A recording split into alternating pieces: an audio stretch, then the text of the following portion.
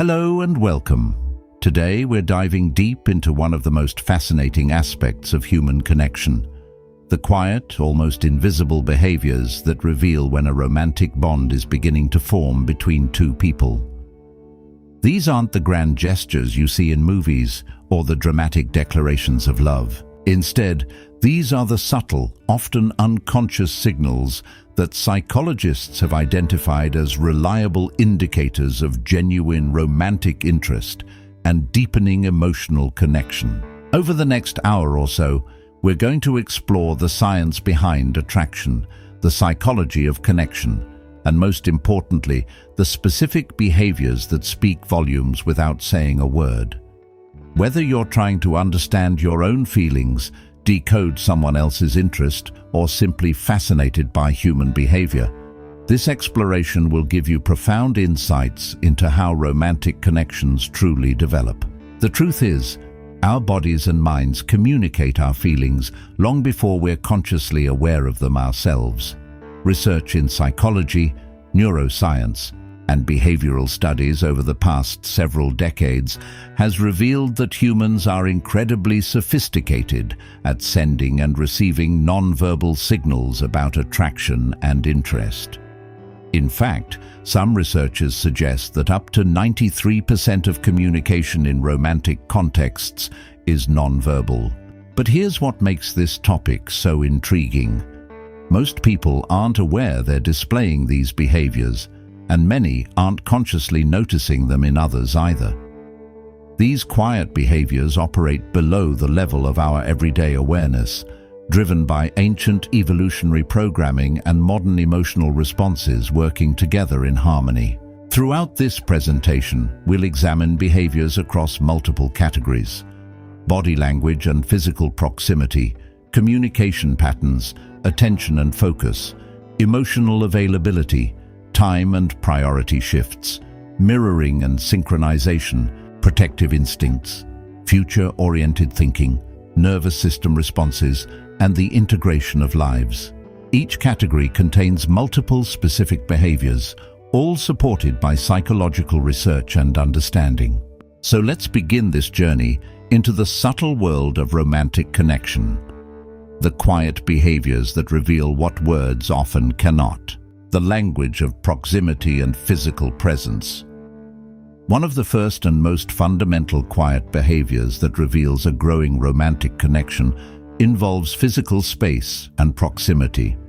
Human beings are territorial creatures with strong concepts of personal space, yet when romantic interest develops, these boundaries begin to shift in predictable and telling ways. Let's start with what psychologists call the proximity principle. Research has consistently shown that people who are developing romantic feelings unconsciously reduce the physical distance between themselves and the object of their affection.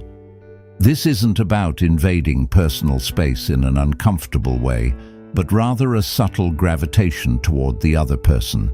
In a typical social situation, most people maintain a distance of approximately 4 to 12 feet from acquaintances, what anthropologist Edward Hall termed social distance in his groundbreaking work on proxemics in the 1960s.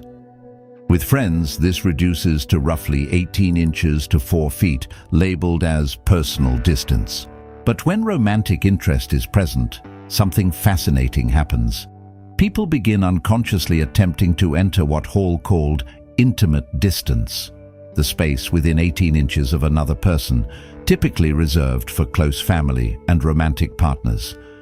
You can observe this behavior in countless subtle ways.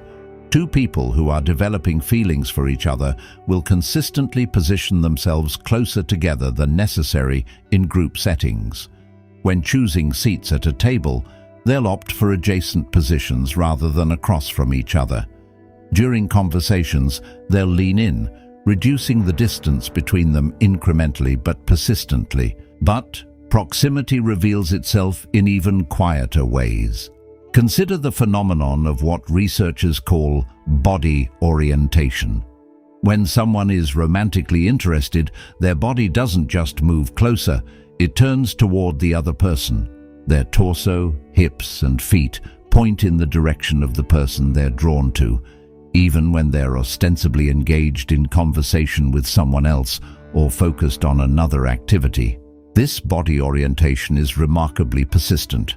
In studies conducted at universities throughout the 1990s and 2000s, researchers observed that individuals with romantic interest would maintain this oriented posture for significantly longer periods than those without such interest. Even when momentarily distracted or engaged with others, they would quickly reorient toward their person of interest. Another telling proximity behavior involves what psychologists call hovering. This is the tendency to remain physically near someone even when there's no explicit reason to do so. You might notice this at social gatherings where someone finds excuses to be in the same area as their person of interest, refreshing their drink when the other person does, stepping outside for air at the same time, or lingering near conversations the other person is having, even if they're not directly participating. This hovering behavior is particularly revealing because it often lacks conscious awareness. When asked why they were in a particular location, people displaying this behavior frequently cannot provide a clear reason beyond vague statements like, "I don't know, I just ended up here," or "I was just wandering around." The pull toward proximity operates below conscious thought.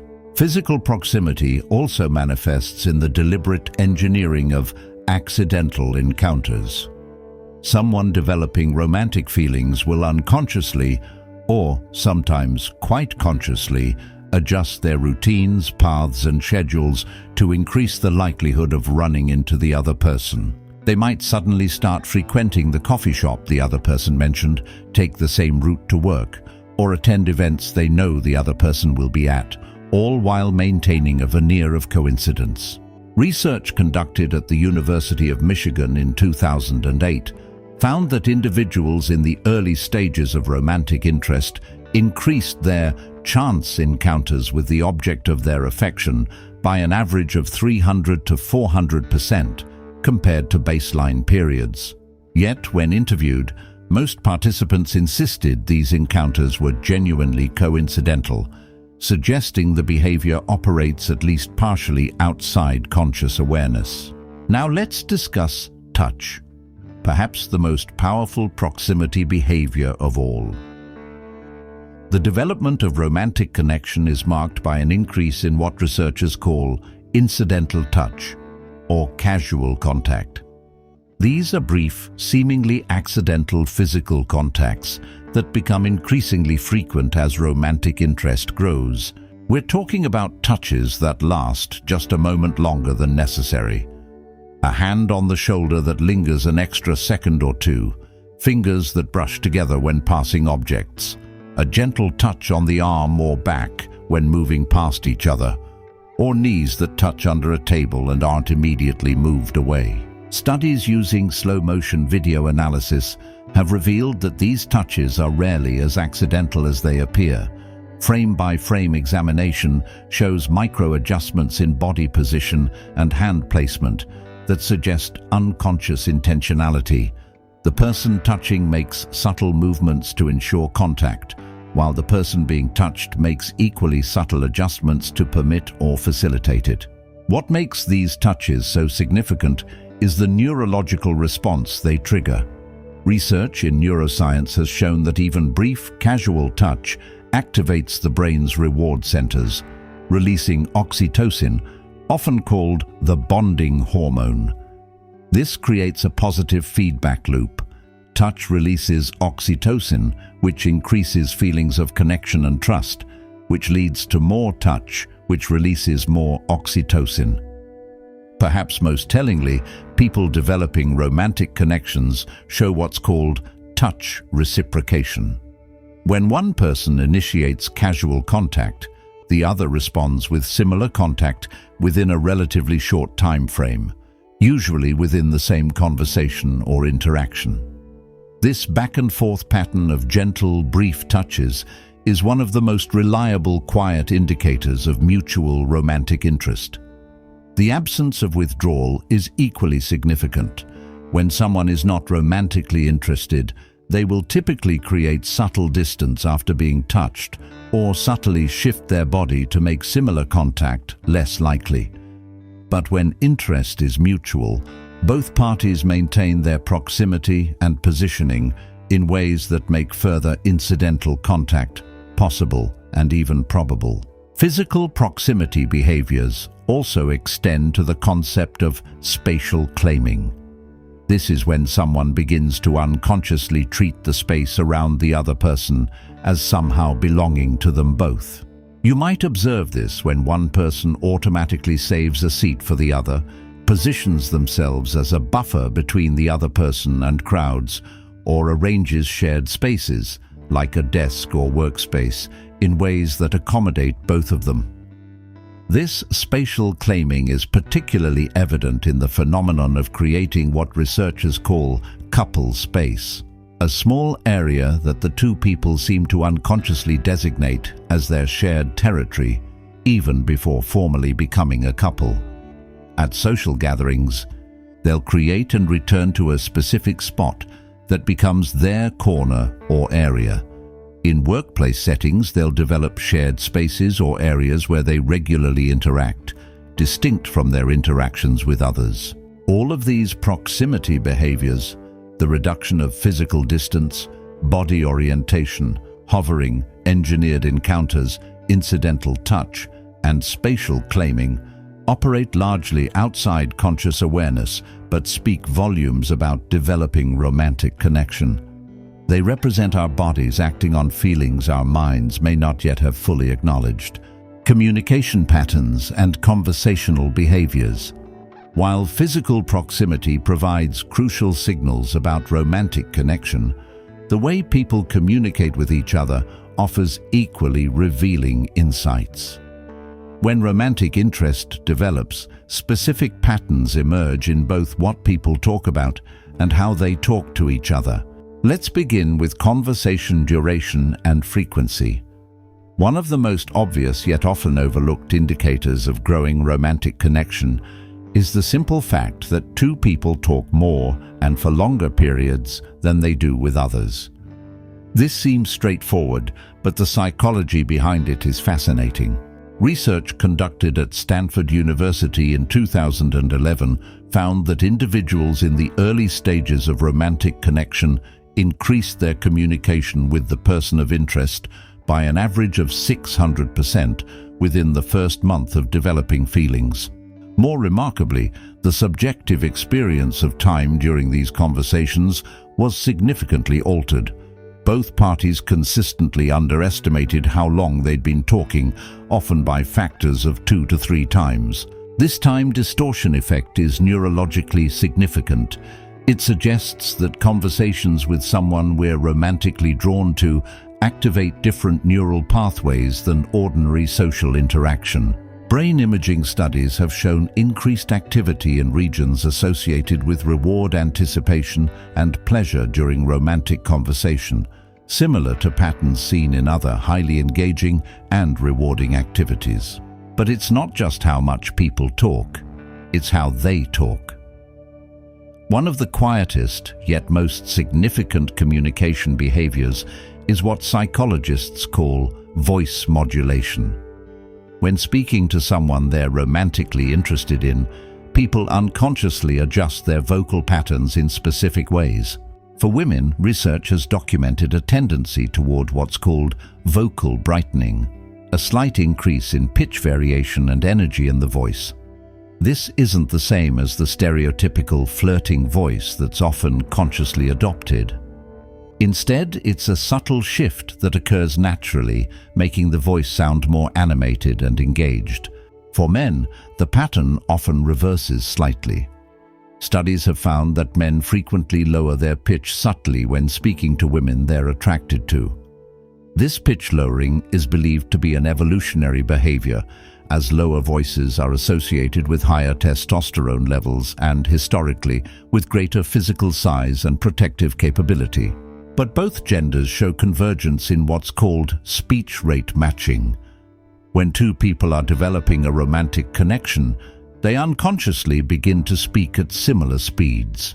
If one person naturally speaks quickly, and the other slowly, both will adjust toward a middle ground during their conversations with each other.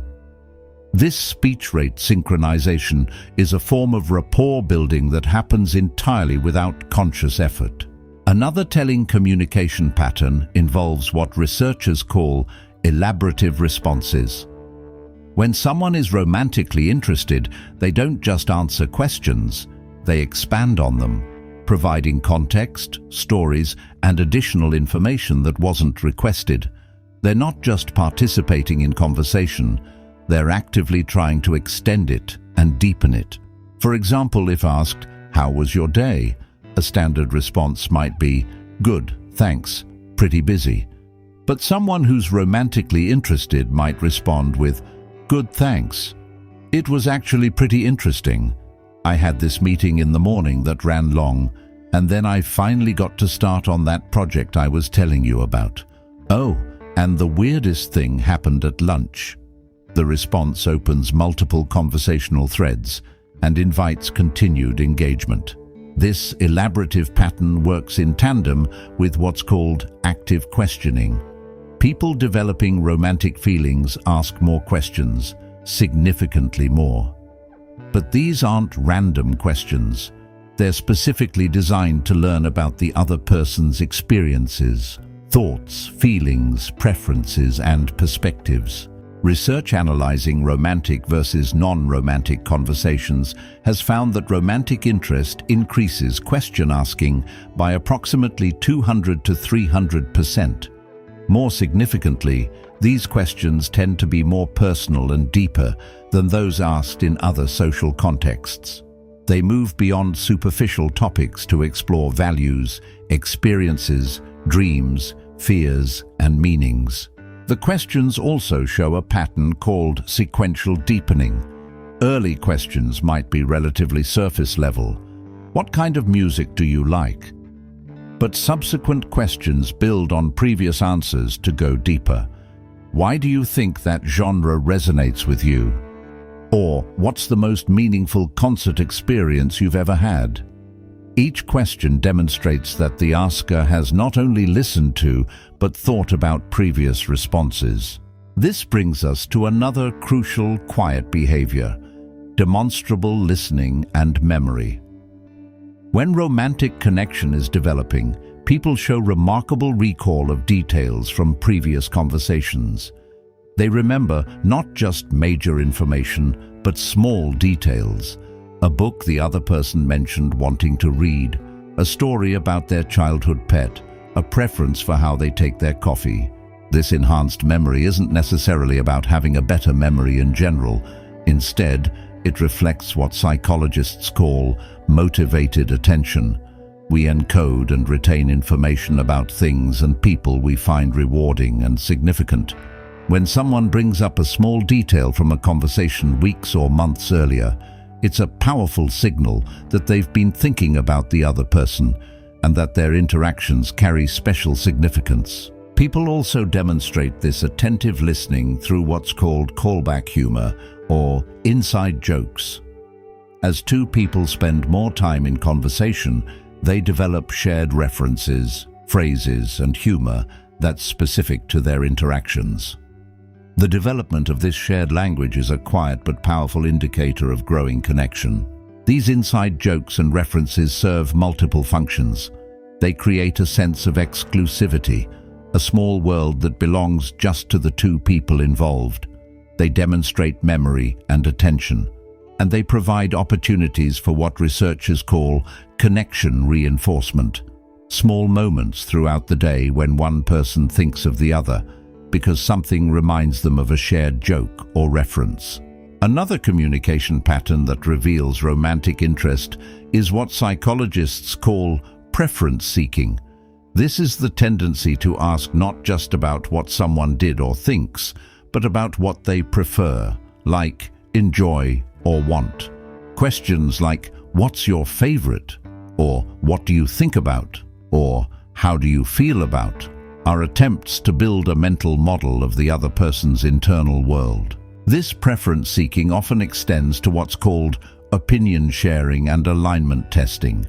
People developing romantic feelings will share their own opinions and then observe how the other person responds, looking for alignment but also for respectful disagreement. The goal isn't necessarily to find someone who agrees with everything, but to understand areas of compatibility and difference. Interestingly, research has shown that people in the early stages of romantic interest actually value respectful disagreement when it occurs, as it provides evidence that the other person is being genuine rather than simply agreeable. What they're really testing for is not identical opinions, but compatible communication styles and mutual respect. The content of conversations also shifts in revealing ways. People developing romantic connections tend to share more personal information about themselves, a process psychologists call self-disclosure. This self-disclosure follows a predictable pattern, gradually moving from relatively safe topics to more vulnerable ones. Early conversations might cover basic biographical information, hobbies, and preferences. But as connection deepens, people begin sharing more meaningful content, past experiences that shaped them, current challenges they're facing, hopes for the future, and even fears and insecurities. This graduated self-disclosure is both a sign of growing trust and a mechanism for building it. Crucially, this self-disclosure tends to be reciprocal. Psychological research has consistently found that people match the level of personal sharing from the other person.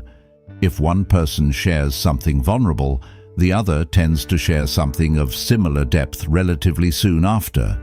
This reciprocal vulnerability creates what researchers call emotional intimacy, the sense of being truly known and accepted by another person. Communication patterns also reveal romantic interest through what's called complement frequency and specificity. People developing feelings for each other complement each other more often than they do others, but the nature of these compliments is particularly telling. Surface-level compliments about appearance, while common, are less significant than compliments about character, abilities, or specific qualities.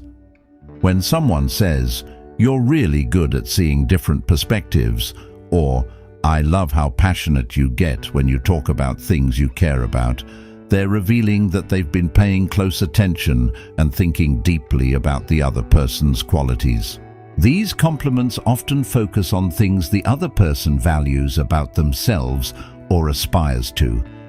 This alignment isn't coincidental. It suggests that the person giving the compliment has developed enough understanding to recognize what the other person takes pride in or works toward. Another subtle communication behavior is what researchers call preference accommodation in planning. This manifests when people suggest activities, times, or places specifically suited to the other person's stated preferences, schedule, or needs. If someone mentions they're not a morning person and the other person suggests meeting in the afternoon, that's a quiet signal of romantic interest and consideration. This accommodation extends to what's called anticipatory planning, bringing up possible future interactions or activities before they're concretely planned. Phrases like, "we should," or "maybe sometime we could," or "I'd love to show you," are subtle ways of testing interest and establishing that both people are thinking about future interactions. Digital communication patterns offer additional insights. In our current era, text messages, emails, and social media interactions provide a rich data source for understanding romantic connection. People developing romantic feelings show distinct patterns in digital communication. Response time tends to be faster with people we're romantically interested in compared to other contacts. Studies analyzing messaging patterns have found that response times to messages from romantic interests are typically 30 to 50% faster than responses to others, even when controlling for message urgency or importance. However, there's an interesting complicating factor. Some people implement deliberate delays to avoid appearing too eager or available. a behavior that research suggests peaks in the late teens and 20s and decreases with age and relationship experience. The natural impulse is to respond quickly. Delayed responses are often strategic rather than organic. Message length and effort also increase with romantic interest. People tend to write longer messages, use more punctuation and emoji, and put more thought into their digital communication with romantic interests. They're more likely to proofread, revise, and consider their messages before sending them. The content of digital communication with romantic interests also differs.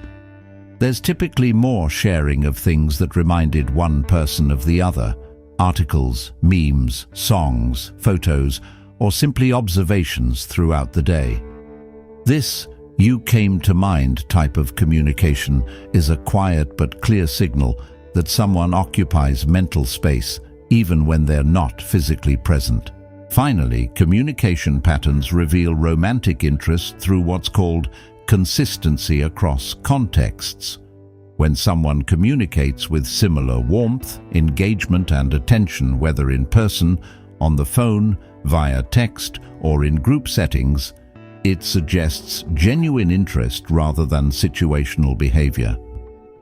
This consistency indicates that their communication patterns reflect actual feelings rather than contextual politeness or social obligation. All of these communication behaviors, from conversation duration and voice modulation to self-disclosure and digital patterns, create a complex picture of growing romantic connection.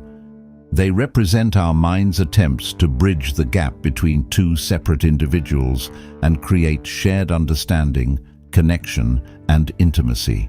Attention, focus, and mental prioritization.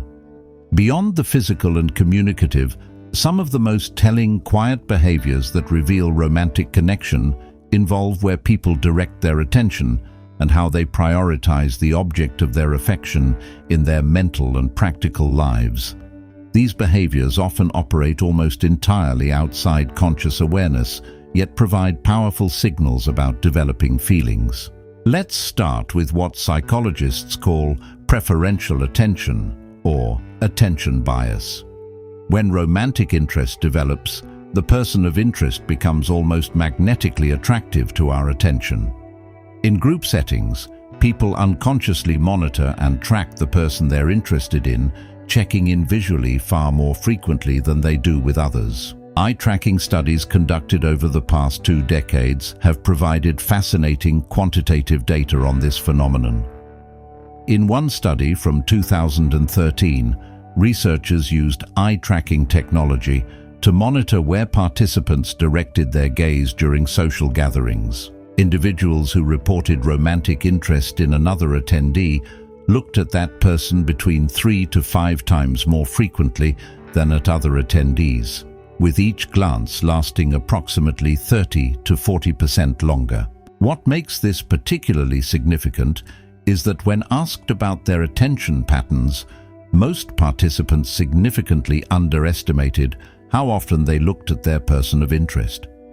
This suggests the behavior operates largely automatically, below the level of conscious awareness. This visual attention manifests in several specific behaviors. One is what researchers call gaze return, the tendency to repeatedly return one's eyes to the person of interest, even when engaged in other activities or conversations. Someone might be talking to another person, but repeatedly glance over at the individual they're romantically interested in. Another pattern is entrance monitoring. When someone we're romantically interested in might arrive at a location, we unconsciously monitor entrances and approaches. At a party, someone developing romantic feelings will repeatedly glance toward the door. In a workplace, they'll have heightened awareness of when the other person arrives or enters their area. The eyes also reveal romantic interest through pupil dilation, a completely unconscious physiological response. When we look at something or someone we find attractive or interesting, our pupils dilate, growing larger to take in more visual information. Research has shown that people can unconsciously detect pupil dilation in others and find it attractive, creating another subtle feedback loop in romantic connection. But attention goes far beyond just visual focus. One of the most significant quiet behaviors is what psychologists call conversation monitoring or voice tracking.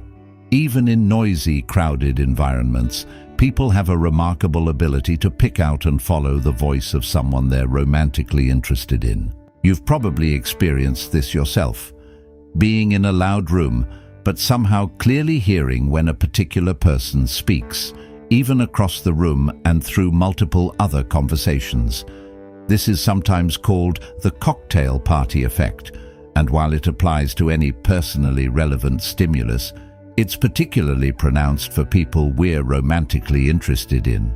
This enhanced auditory attention means that people unconsciously track what the person of interest is saying, even when ostensibly engaged in other conversations. They pick up on verbal cues, tone changes, and conversational dynamics involving the other person, all while appearing to focus on something else entirely. Related to this is what researchers call interaction awareness, an almost uncanny knowledge of what the person of interest is doing, who they're talking to, and how they're feeling, even without direct observation.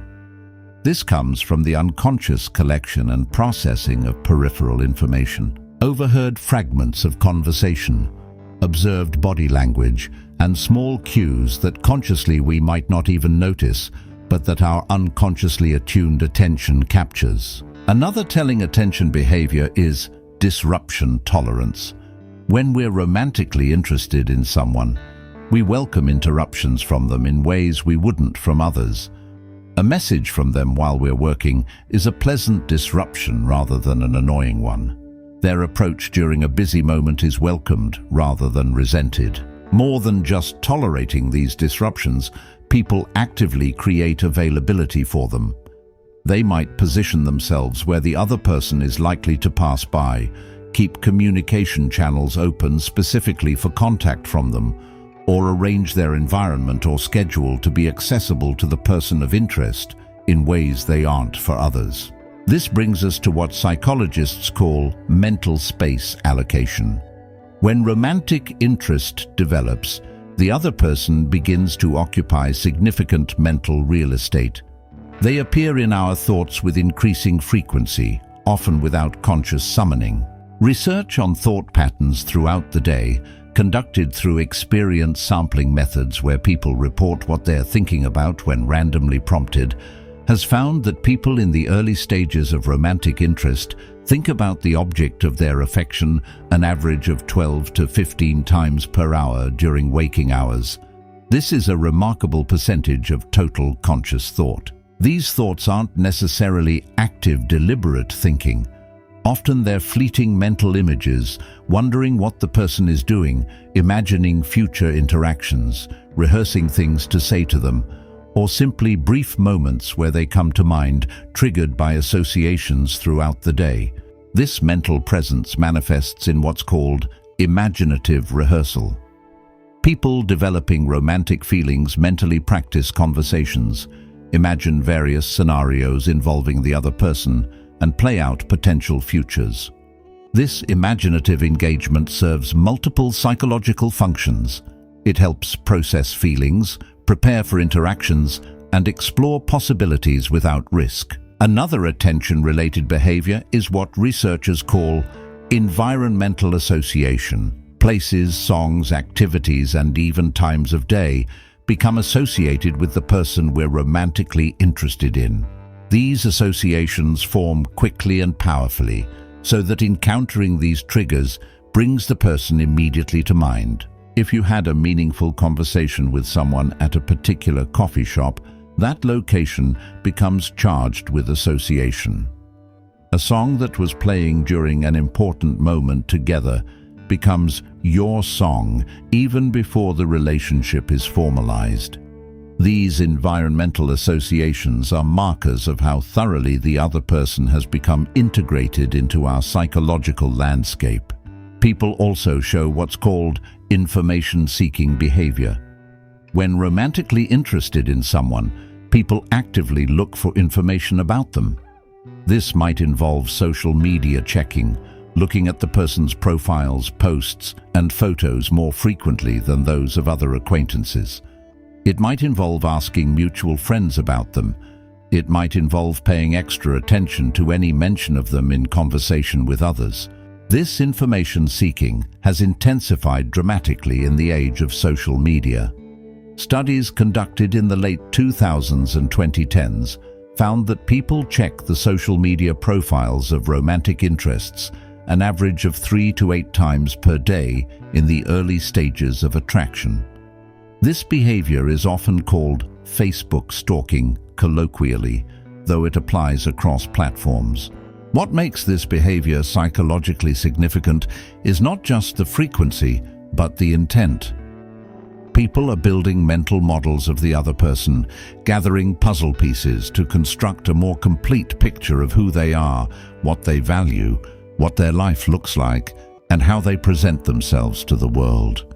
Attention also reveals itself through what psychologists call detail noticing. When romantically interested in someone, people become remarkably attuned to details about them. Changes in appearance, mood shifts, energy levels, preferences, and patterns. They notice when the person gets a haircut, seems tired, wears something new, or appears upset, often before others do. This enhanced noticing extends to remembering these details over time. Someone developing romantic feelings can often recall what the person wore on a particular occasion weeks or months earlier, specific phrasings they used in past conversations, or small facts about their life that came up once in passing. Another attention manifestation is priority interruption. When something happens involving the person of romantic interest, they send a message, arrive at a location, or need something that immediately becomes the priority, interrupting and superseding other activities. The interruption feels natural and welcome rather than intrusive. This priority status extends to what researchers call preferential availability. People make themselves available to someone they're romantically interested in more readily than to others. They're more likely to say yes to invitations, more willing to adjust their schedule, and more flexible about timing and activities. This preferential availability isn't necessarily about changing major plans or commitments, but rather about how decisions are made around discretionary time.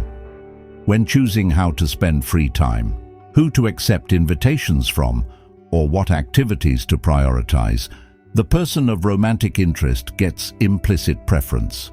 Related to this is what's called opportunity engineering, actively creating or seeking opportunities to interact with the person of interest. This goes beyond the proximity behaviors discussed earlier. It's about mental prioritization, when considering various options for how to spend time or what activities to pursue.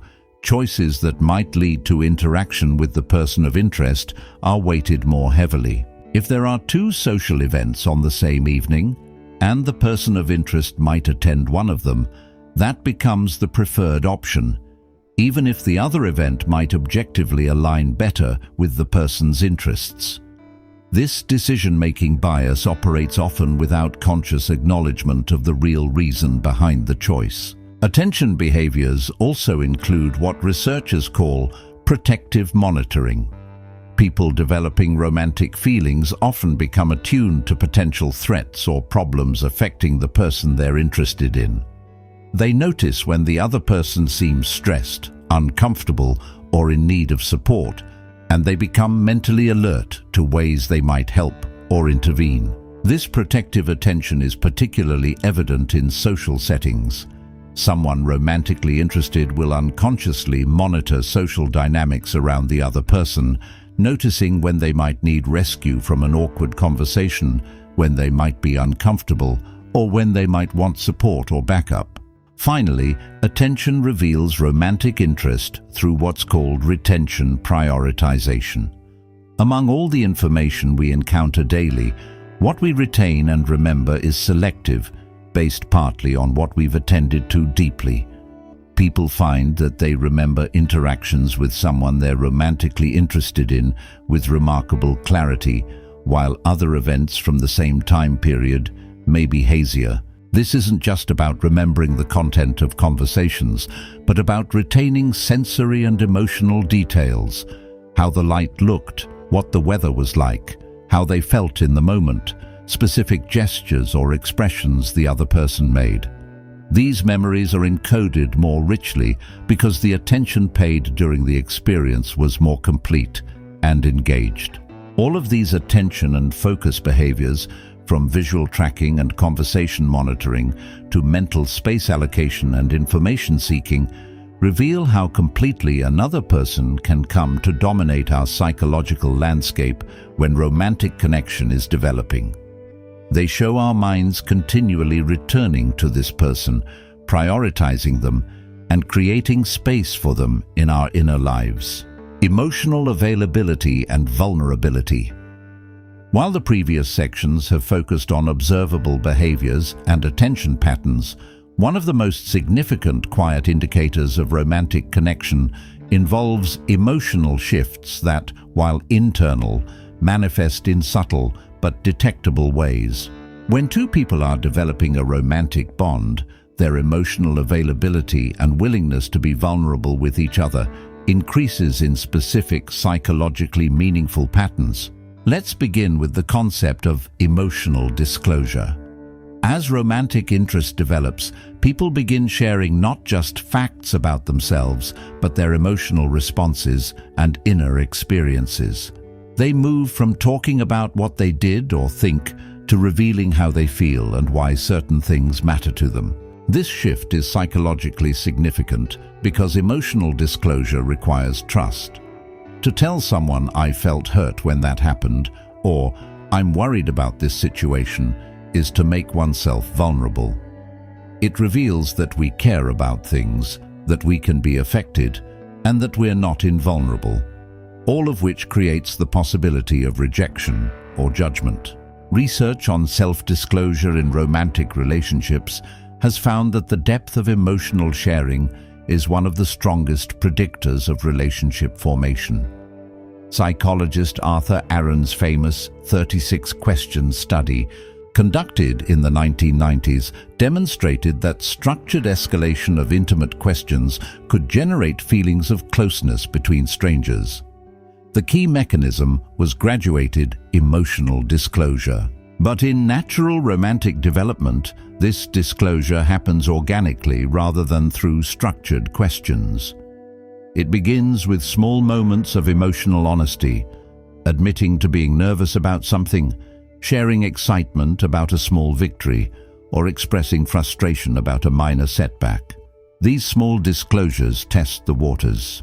What makes these moments significant is the response they receive. When someone responds to emotional disclosure with validation, interest, and reciprocal sharing, it creates what psychologists call safety cues, signals that this person is emotionally safe, that vulnerability will be met with care rather than dismissal or judgment. This back-and-forth process of disclosure and validation builds what researchers call emotional intimacy, the sense of being emotionally known and accepted. Each successful exchange of vulnerability deepens the connection and makes slightly deeper disclosure feel safer in the future. Another quiet behavior revealing romantic connection is what psychologists call affect sharing or emotional contagion. When two people are developing a romantic bond, they become increasingly attuned to each other's emotional states and begin unconsciously mirroring and absorbing those emotions. If one person is excited about something, the other person feels that excitement, even if the source is something they wouldn't normally be particularly interested in. If one person is going through a difficult time and feeling down, the other person feels that weight and concern. This emotional permeability is a sign of deepening connection. Brain imaging research has provided fascinating insights into this phenomenon. Studies using functional MRI scanning have shown that when we observe or learn about emotional experiences of people we're close to or attracted to, our brains activate in patterns similar to if we were having those experiences ourselves. We're not just understanding their emotions cognitively, we're feeling echoes of them neurologically. This emotional attunement manifests in what's called mood sensitivity. People developing romantic feelings become remarkably good at detecting subtle shifts in the other person's emotional state. They can tell when something's off, even when the other person is maintaining a normal surface presentation. They pick up on micro-expressions, energy shifts, and small behavioral cues that reveal underlying emotional states. This sensitivity goes both ways. When it's mutual, both people become attuned to each other's emotional weather, creating a kind of emotional feedback system where each is aware of how the other is feeling, often without explicit discussion. Related to this is what researchers call emotional prioritization. When someone we're romantically interested in is going through something emotionally significant, their emotional experience takes on weight in our own emotional landscape. Their joy becomes our joy, their pain becomes our pain. Their emotional experiences matter to us almost as much as our own. This prioritization reveals itself in behavior. If the person we're interested in is upset about something, we might find ourselves unable to fully enjoy activities that would normally bring us pleasure. If they're excited about something, their excitement lifts our mood, sometimes more than our own successes do. Another telling emotional behavior is what psychologists call reassurance seeking and giving. As people develop romantic connection, they begin to turn to each other for emotional reassurance and support, and they offer it to each other increasingly. This might look like checking in after a stressful event the other person mentioned, offering words of encouragement before something challenging, or providing perspective and support when the other person is struggling with a decision or situation. The emotional support becomes more consistent, more attuned, and more available. Importantly, this support is offered without being explicitly requested. The attention and attunement discussed in the previous section means that people notice when the other person might need support and offer it proactively. This anticipatory support is a powerful indicator of emotional investment.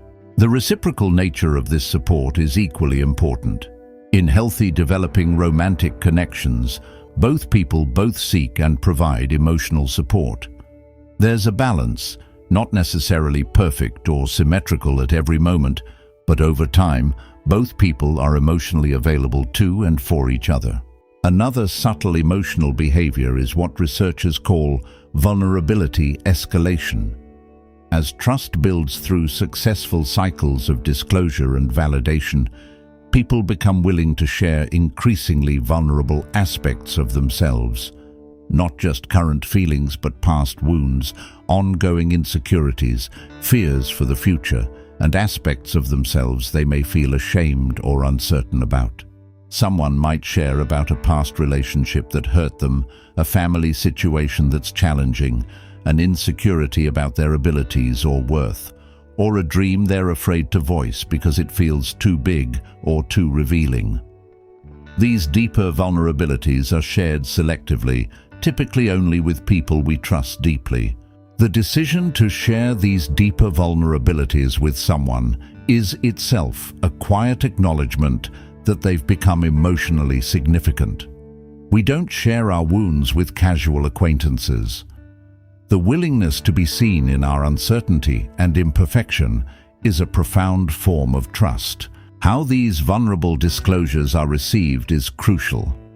When met with judgment, dismissal, or discomfort, people quickly close off and stop sharing. But when met with acceptance, empathy, and often reciprocal vulnerability, the emotional bond deepens significantly. This brings us to what psychologists call emotional validation. People developing romantic connections become skilled at validating each other's emotional experiences. acknowledging feelings as real and reasonable rather than dismissing or minimizing them. Validation sounds like, "That makes sense that you'd feel that way," or "I can understand why that would be upsetting," or "Your feelings about this are completely valid." These statements communicate acceptance of the other person's emotional reality, even when we might not share the exact same response to a situation. The consistent presence of validation in interactions is one of the strongest predictors of relationship satisfaction and stability in long-term research. But even in early romantic connection, the pattern of validation is typically already present. Both people feel that their emotions are taken seriously and treated with care by the other person. Another emotional behavior revealing romantic connection is what researchers call empathic distress. This is when we feel genuine upset or discomfort when someone we care about is suffering. It goes beyond intellectual understanding that something is hard for them to actually feeling discomfort ourselves about their pain. This empathic distress motivates helping behavior, but its presence itself signals emotional investment. We don't feel empathic distress about casual acquaintances' minor problems, but we do feel it about romantic interest struggles, even relatively small ones. Related to this is what's called celebratory amplification. When someone we're romantically interested in experiences something positive, we don't just politely acknowledge it, we actively celebrate it, amplifying and extending their positive emotions. Their wins feel like our wins, and we want to savor and enhance those moments with them. Research by psychologist Shelley Gable and colleagues has found that how people respond to good news is actually more predictive of relationship quality than how they respond to bad news.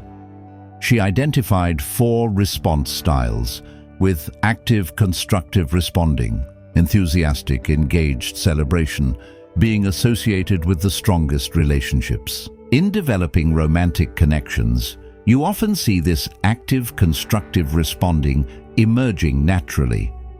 When someone shares good news, the person interested in them responds with genuine enthusiasm, asks questions to extend the conversation, and makes the positive moment bigger and more meaningful through their engagement with it. Emotional availability also manifests in what's called appropriate emotional expression. People developing romantic connections begin to feel safe expressing emotions around each other that they might normally suppress or hide. This might include tears, frustration, anxiety, or strong joy, emotions that involve some loss of composure or control. The willingness to cry in front of someone, to express anger or frustration about something, or to show unconstrained delight or excitement requires emotional safety. When people begin allowing themselves these fuller expressions around someone, it signals that they feel accepted and don't believe they need to maintain a carefully controlled emotional presentation. Importantly, this emotional expression is met with what psychologists call emotional holding, the ability to remain present and stable when someone is experiencing strong emotions. Rather than becoming uncomfortable, dismissive, or trying to quickly fix the situation to stop the emotional expression, the person provides steady, calm presence. Another revealing emotional pattern is what researchers call emotional memory. Events and experiences that involve the person of romantic interest become emotionally charged in our memory. We don't just remember what happened, we remember how it felt with unusual clarity and intensity. A conversation, a shared experience, even a brief interaction can take on emotional significance that causes it to be encoded in memory with greater detail and to be recalled with greater frequency. Years later, people in long-term relationships often remember early interactions with remarkable clarity because they were emotionally significant in ways that made them stick. This emotional charging of memories works in both directions. Positive interactions become treasured memories that people return to mentally, replaying them and re-experiencing the positive emotions. But negative interactions, misunderstandings, hurt feelings, or disappointing moments can also become emotionally weighted, sometimes disproportionately so, because anything involving this person matters more. The emotional impact of the other person's opinions and perceptions also increases. This manifests as what psychologists call evaluation sensitivity, becoming more sensitive to how the person of romantic interest perceives and evaluates us. Their opinions begin to matter more than those of casual acquaintances. This can manifest as seeking their input on decisions, wondering what they think about things, caring about their reactions to our choices, and feeling affected by their approval or disapproval. While taken to extremes, this can be unhealthy. In moderate forms, it's a natural part of caring about someone's perspective because they matter to us. Finally, emotional availability reveals itself through what researchers call future emotional investment. People developing romantic connections begin to emotionally invest not just in present interactions, but in potential future ones. They look forward to seeing the person again, plan what they might talk about or do together, and feel anticipation about future interactions. This future orientation creates what psychologists call anticipatory pleasure. We feel positive emotions in the present about expected future positive experiences. When we're romantically interested in someone, thinking about seeing them or talking to them generates genuine positive emotion, even when that future interaction isn't immediately imminent. All of these emotional behaviors, from disclosure and vulnerability to empathic distress and validation, create an emotional landscape where two people become increasingly important to each other's emotional lives. They begin to affect each other's moods, to matter to each other's sense of well-being, and to become sources of support, joy, and meaning for each other. Time investment and priority shifts. Beyond emotional connection, one of the most tangible ways that romantic interest reveals itself is through how people allocate that most precious and finite resource, time. When romantic connection develops, people's time investment and priorities shift in consistent, observable ways that speak volumes about their growing attachment. Let's start with the most basic metric: time spent together. As romantic interest develops, people make increasing amounts of time for each other. This seems obvious, but the psychology behind it is more nuanced than simple availability. Everyone has constraints on their time: work obligations, existing commitments, personal needs, and other relationships. Within these constraints, we make choices about how to allocate discretionary time. When someone consistently chooses to allocate that discretionary time to another person, often at the expense of other options, it reveals prioritization. Research on time allocation in early romantic relationships has found some fascinating patterns. In the initial stages of attraction, people typically increase the time spent with the person of interest by 2 to 4 hours per week. This might not sound dramatic, but consider that most adults report having only 5 to 10 hours of truly discretionary time per week. Allocating 2 to 4 hours of that small pool to one person represents a major reallocation of resources. As feelings deepen, this time investment typically increases further. By the time people are in established romantic relationships, they often spend 20 to 30 hours per week together, though this varies widely based on life circumstances, relationship styles, and individual preferences. But it's not just about total hours. The quality and nature of time spent together is equally revealing. One telling behavior is what psychologists call extended interaction preference. Rather than brief encounters, people developing romantic feelings seek longer, more extended interactions. A coffee meeting extends from the planned 30 minutes to 2 hours. A dinner stretches from 1 hour to 3. Conversations that could be 5 minutes become 45. Neither person seems eager to end the interaction, and both find reasons to extend it. Another drink, continuing the conversation outside, walking together to the next destination, even if it's out of the way. This time extension happens organically. People aren't watching the clock when they're with someone they're romantically interested in. In fact, as mentioned earlier, they typically underestimate how much time has passed. The experience is one of time both flying by and being so engaging that its passage isn't monitored. Related to this is what researchers call schedule flexibility. People make their schedules more flexible and accommodating for someone they're romantically interested in.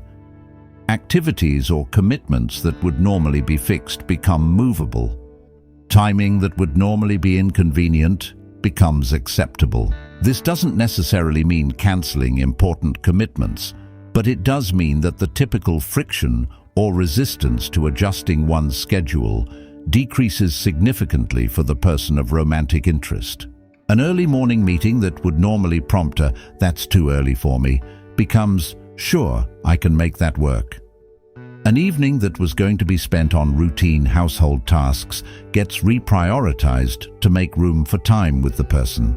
Another time-related behavior is what psychologists call consistency of contact. Rather than sporadic or irregular contact, people developing romantic connections establish consistent patterns of interaction.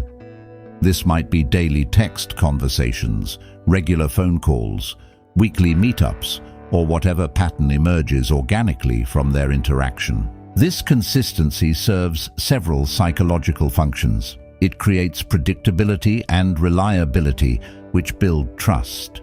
It establishes the relationship as an ongoing, continuous connection rather than a series of discrete, unrelated interactions. And it ensures regular contact that keeps the connection active and developing rather than stagnating. The effort to maintain this consistency, even when life gets busy or challenging, is itself revealing. When someone makes sure to check in, even during a hectic week, or maintains contact even when travel or other circumstances make it more difficult, it demonstrates that maintaining the connection is a priority. People also show what researchers call temporal sacrifice. This is the willingness to give up other desired activities or uses of time in order to spend time with the person of interest. This might mean skipping a hobby activity, declining an invitation from friends, or foregoing leisure time that would normally be valued. These sacrifices are typically made willingly and without resentment. They don't feel like sacrifices in the negative sense because the time with the person of interest feels more valuable or desirable than the alternative. But objectively, they represent a reordering of priorities. Research on time allocation decisions has found that people in the early stages of romantic interest often don't fully recognize how much their priorities have shifted. When asked, they might deny that they're spending less time on other activities or relationships, but objective tracking often reveals significant reallocation. This brings us to what psychologists call social portfolio rebalancing. Everyone has a portfolio of social relationships that require time and attention: friends, family, colleagues, acquaintances. When romantic interest develops, the time allocated to various parts of this portfolio shifts. Time with friends might decrease, particularly time spent in large group social activities. Time spent in casual social settings might be reduced in favor of time with the person of romantic interest. This isn't necessarily healthy if taken to extremes, but moderate rebalancing is a normal part of developing romantic connection. Importantly, healthy romantic development typically involves integration rather than complete replacement, eventually introducing the person of romantic interest to friends and family, and integrating them into existing social structures rather than entirely abandoning other relationships. Another time-related behavior is what researchers call waiting willingness. People developing romantic feelings show increased willingness to wait for the other person.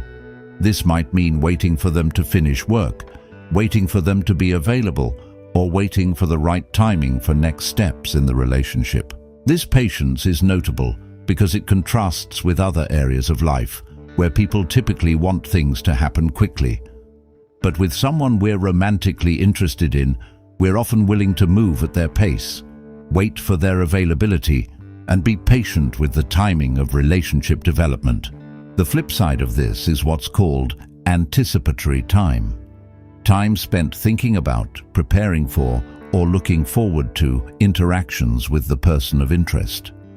This might include time spent getting ready before seeing them, time spent thinking about what to say or planning what to do together, or simply time spent in pleasant anticipation. This anticipatory time doesn't involve direct interaction, but it's still time invested in the relationship. Research has found that people in early romantic attraction can spend significant amounts of time in this anticipatory mode, sometimes several hours per day thinking about the person, imagining interactions or planning for them. People also display what psychologists call temporal flexibility in communication. While they might have specific times, they typically communicate with others, checking email at certain times, returning calls in the evening. They show more flexibility and immediacy in communication with someone they're romantically interested in. Messages might be checked more frequently throughout the day. Calls might be answered even during times usually reserved for other activities. The usual boundaries around when and how communication happens become more permeable for the person of romantic interest. Another revealing time-related pattern is what researchers call memory time investment. People spend time thinking about past interactions with the person they're interested in, replaying conversations, analyzing moments, and deriving meaning from previous encounters. This mental replay serves multiple functions. It allows people to process their feelings, extract additional meaning and pleasure from positive interactions, learn from awkward or negative moments, and maintain emotional connection between in-person encounters.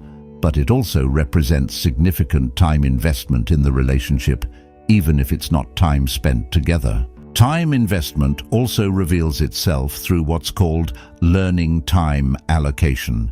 People developing romantic interest invest time in learning about the other person's interests, passions, and world.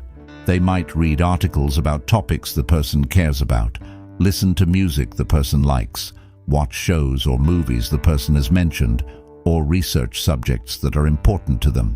This learning time serves partly to have more to connect about in future conversations, but it also represents genuine interest in understanding what makes the other person tick. The time invested in this learning demonstrates that the person and their internal world matter enough to invest resources in understanding them better.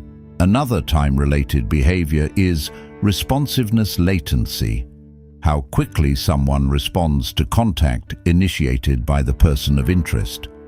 While response times vary based on circumstances, people generally respond more quickly to someone they're romantically interested in than to others, even when accounting for message urgency or importance.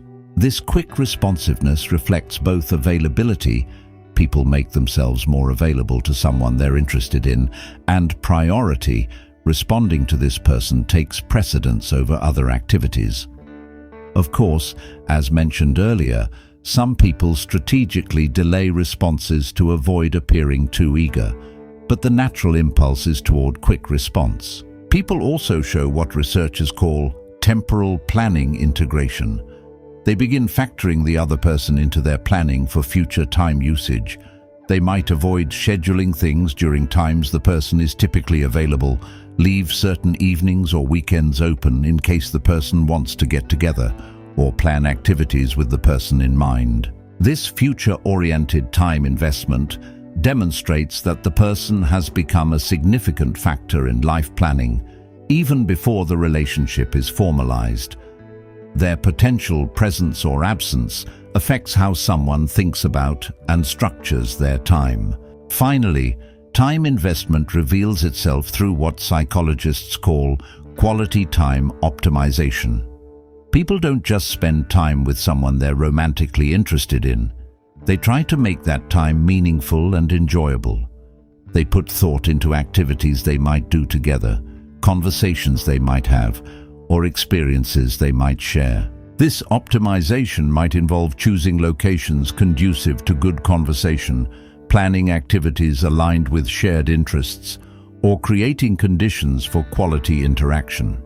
The effort put into making shared time good reveals that the time together matters and that making it positive is a priority. All of these time-related behaviors, from basic time allocation and schedule flexibility to anticipatory time and memory replay, demonstrate that when romantic connection develops, the other person becomes integrated into how we think about, structure, and use our time. They become a priority in the allocation of this most precious and limited resource.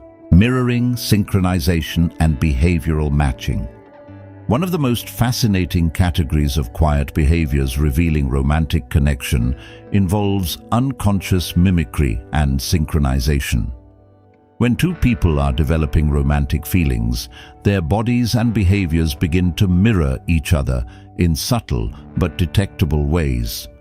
These behaviors are largely automatic, driven by neural systems devoted to social bonding and affiliation. Let's begin with what psychologists call postural mirroring, or postural echo. This is the unconscious tendency to adopt similar body positions as someone we're connected with or attracted to. If one person crosses their legs, the other might cross theirs. If one person leans forward, the other leans in. If one person tilts their head, the other might make a similar adjustment. This mirroring happens at both obvious and subtle levels. The obvious level involves clear postural changes. If someone stands with their hands in their pockets, you might unconsciously do the same. But subtler levels involve micro-adjustments in angle, lean, and orientation that match the other person without exactly duplicating them. Research using video analysis of conversations has found that people who report romantic interest in each other show significantly more postural matching than those without such interest.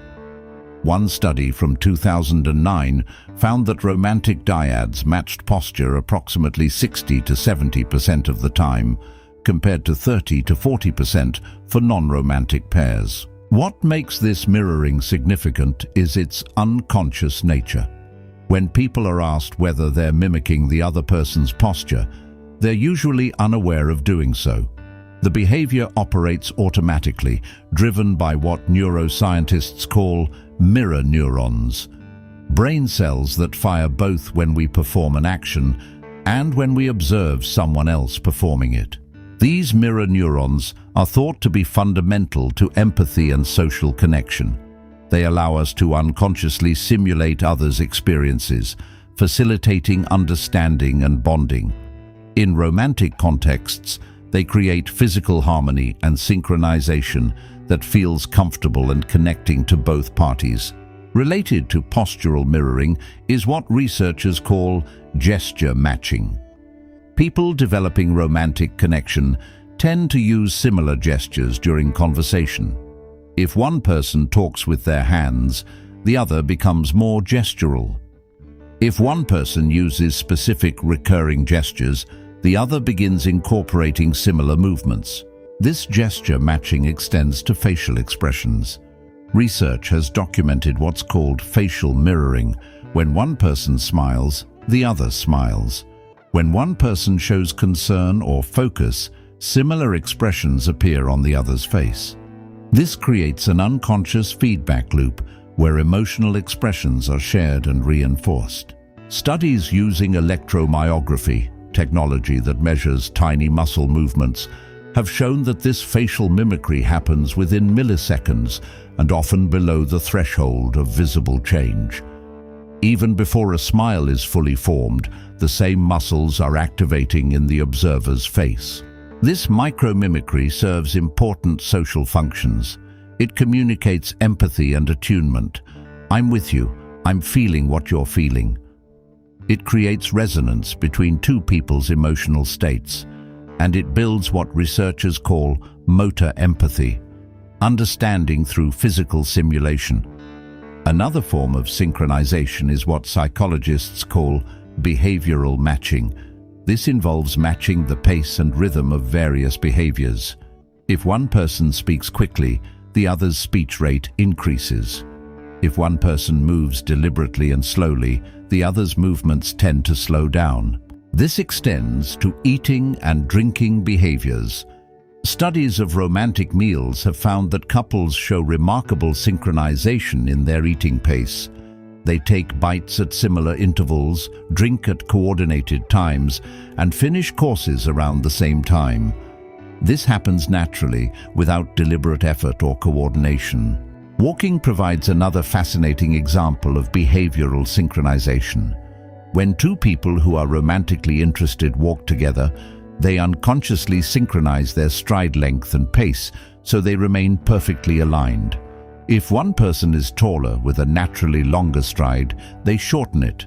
The shorter person lengthens theirs. The result is matched pacing that allows them to walk in comfortable coordination. This walking synchronization is so automatic that it can be difficult to deliberately break. If you try to walk at a different pace than someone you're closely bonded with, you'll likely feel the pull to resynchronize. The coordinated rhythm feels right in a way that's difficult to articulate, but easy to feel. Researchers have also documented what's called breathing synchronization. When people are sitting close together in intimate conversation, particularly if they're romantically connected, their breathing patterns tend to synchronize. They breathe at similar rates and depths, creating physiological harmony.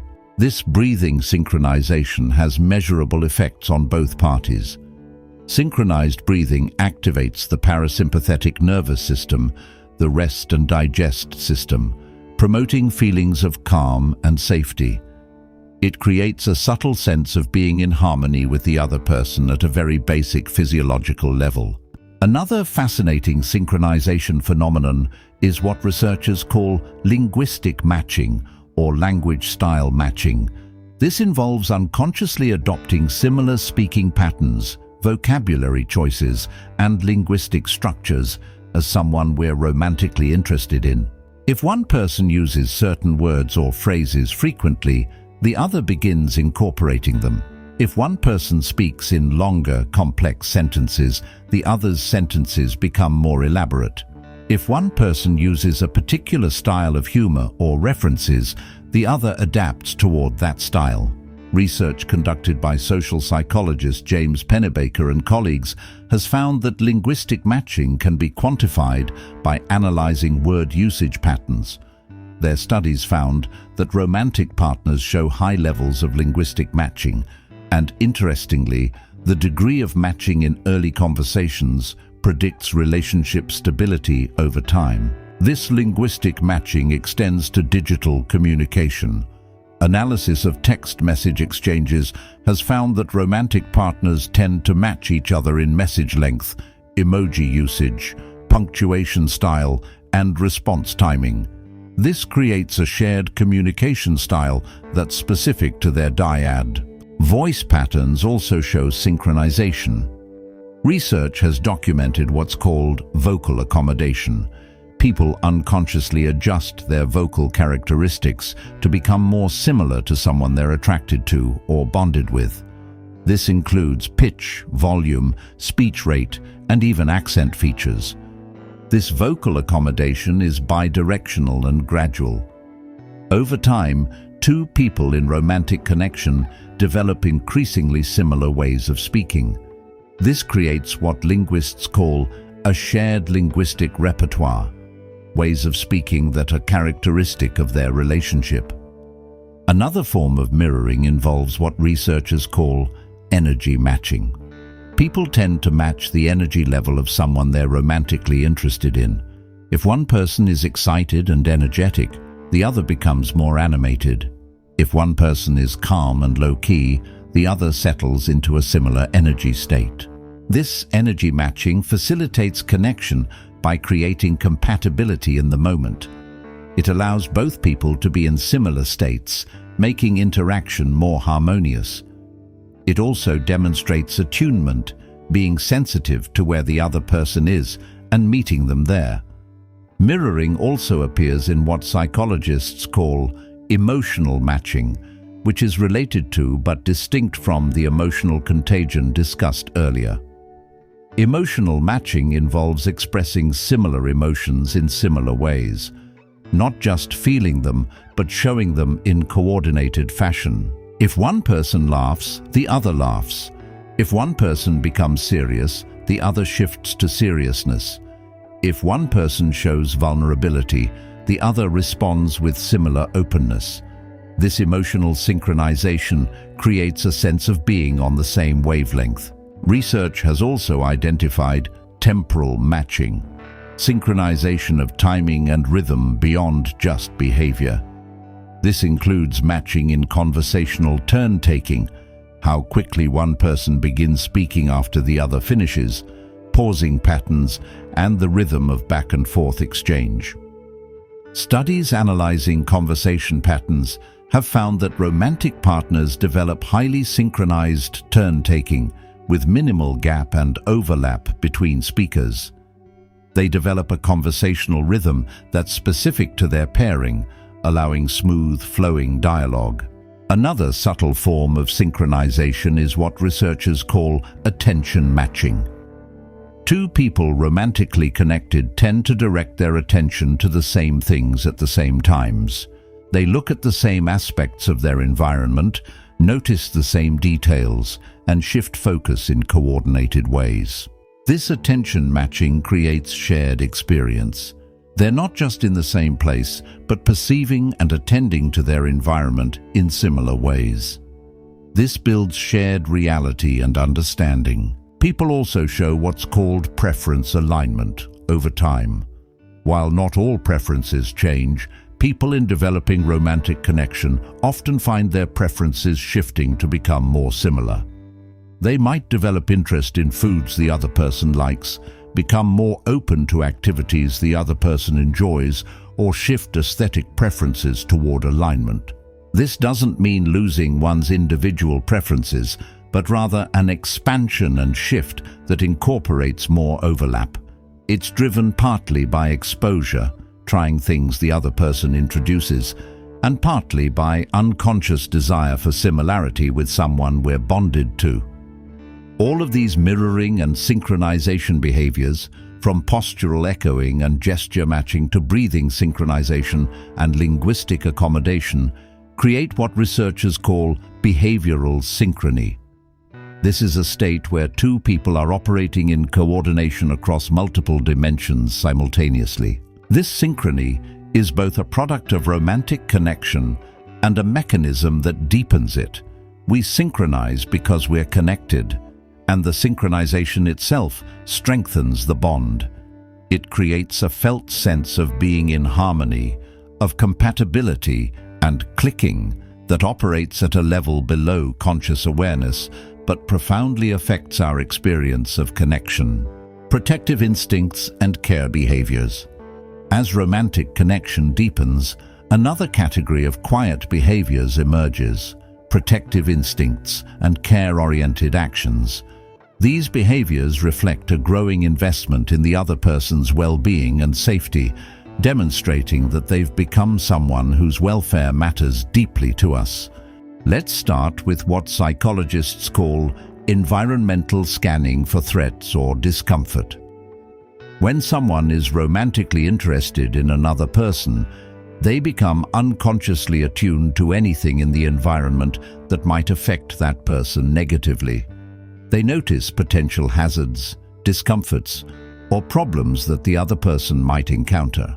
This might manifest as simple behaviors: noticing a puddle the other person might step in and subtly steering them around it, being aware of uneven pavement or steps, noticing when a room is cold and the other person might be uncomfortable, or being alert to social dynamics that might make the other person uneasy.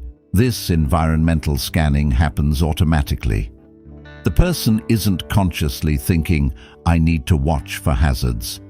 Rather, their attention system has been partly reallocated to monitor for anything that might affect the person they care about.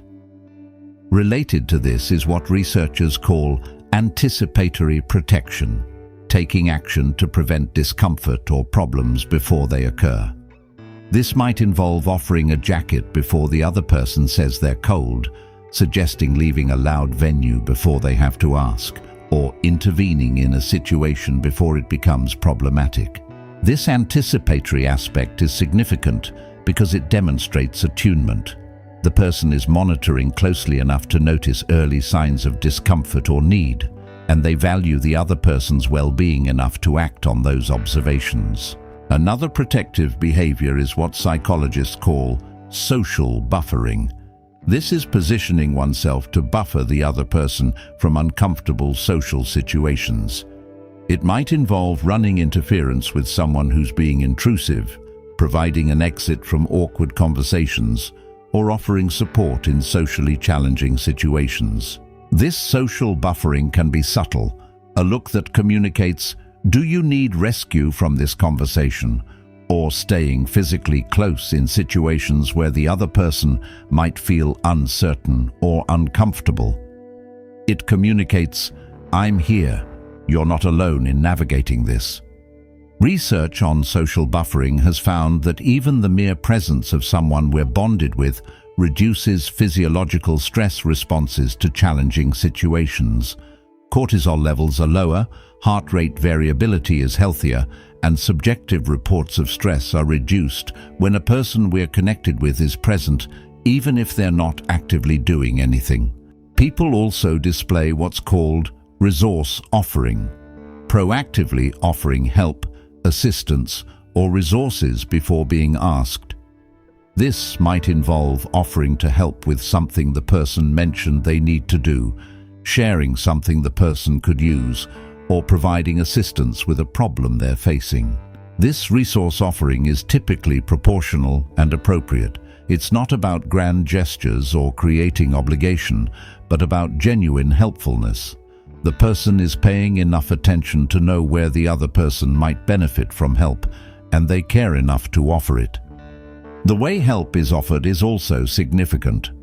Research has found that help offered in ways that preserve the recipient's autonomy and competence is received better and strengthens relationships more than help that's imposed or that implies the recipient is incapable. In romantic connection, help is typically offered in empowering ways. Would it be helpful if I, rather than "you need me to"? Another caring behavior is what psychologists call comfort provision. When the person we're romantically interested in is upset, stressed, or going through difficulty, we're motivated to provide comfort. This might be physical comfort, a hug, holding hands, soothing touch, or emotional comfort through presence, listening, and validation. The motivation to provide comfort is both emotional, we don't like seeing them in distress, and relational, we want to be a source of support and security for them. The ability to provide effective comfort and the willingness to be comforted create what psychologist John Bowlby called attachment bonds. Deep emotional connections characterized by seeking proximity in times of stress. People also show what researchers call health monitoring and promotion. As romantic interest develops, people become attuned to the other person's health and well-being. They notice when the person seems tired, stressed, or unwell. They encourage health-promoting behaviors, adequate sleep, eating well, managing stress, seeking medical care when needed. This health concern is typically expressed gently and supportively rather than controlling. It comes from genuine care about the person's well-being rather than a desire to manage or control their behavior. The other person usually receives this concern as caring rather than intrusive, because the motivation behind it is transparent. Another protective behavior is what psychologists call advocacy. This is standing up for the other person, defending them when necessary, and supporting their interests even in their absence. If someone speaks negatively about the person we're romantically interested in, we feel motivated to defend them. If their interests are at stake, we advocate for them. This advocacy extends to what researchers call reputational protection, being mindful of how our behavior might reflect on the other person and protecting their reputation and standing. We become aware that we're associated with them and that our actions can affect how others view them. People also display what's called safety prioritization. The physical safety of someone we're romantically interested in becomes a priority. We think about their safety, whether they got home okay, whether they're safe in various situations, whether they're taking appropriate precautions in risky situations. This might manifest in checking in to make sure they arrived safely after travel, expressing concern about risky situations, or feeling relieved when we know they're safe. This concern is proportional, not anxious or controlling, but reflecting genuine care about their well-being. Another caring behavior is what researchers call burden lightening, looking for ways to make the other person's life easier or less burdensome. This might involve taking on tasks, simplifying processes, removing obstacles, or handling things that would otherwise fall to them. This burden lightening is offered freely, not to create obligation, but to genuinely help. It reflects an orientation toward the other person's well-being and a desire to contribute positively to their life. People also show what psychologists call emotional protection. This is being mindful of the other person's emotional vulnerabilities and avoiding actions that would hurt or upset them. It involves emotional care, not using information they've shared vulnerably against them, not making jokes about sensitive topics, being thoughtful about how our words and actions might affect them.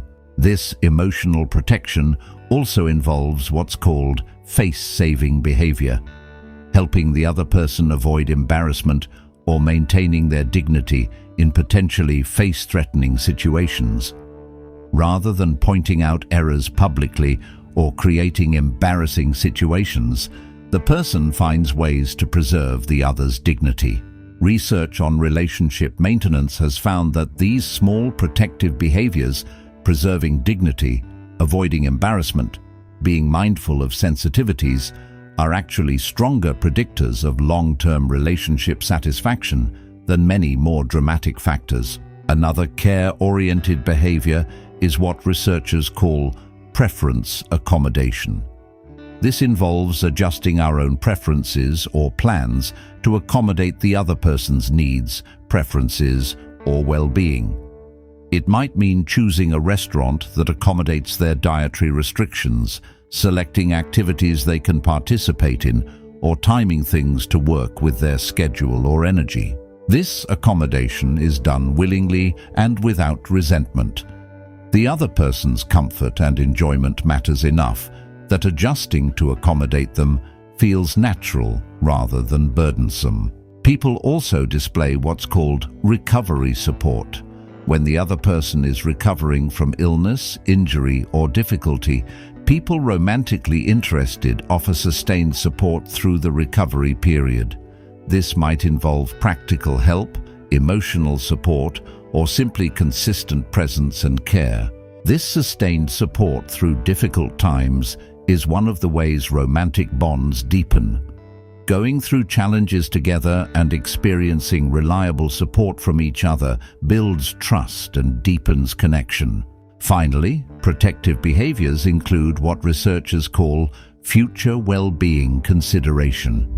People begin thinking about the other person's future well-being, not just their current state. They might encourage the person to pursue opportunities that would benefit them long-term, support decisions that align with their goals, or think about what would contribute to their future happiness and success. This future orientation demonstrates that the person has become integrated into our long-term thinking. We're not just concerned with immediate well-being, but with their life trajectory and future flourishing. All of these protective and caring behaviors, from environmental scanning and social buffering to comfort provision and future well-being consideration, demonstrate that romantic connection transforms someone from a separate individual to someone whose well-being is integrated into our own concerns. Their safety, comfort, and happiness become things we're invested in and motivated to support. Future-oriented thinking and language. One of the most revealing categories of quiet behaviors indicating romantic connection involves how people think and talk about the future. As romantic interest deepens, language and thought patterns shift in ways that include the other person in imagined futures, revealing the unconscious expectation or hope that they'll be a continued presence in our lives. Let's begin with what psychologists call future-inclusive language.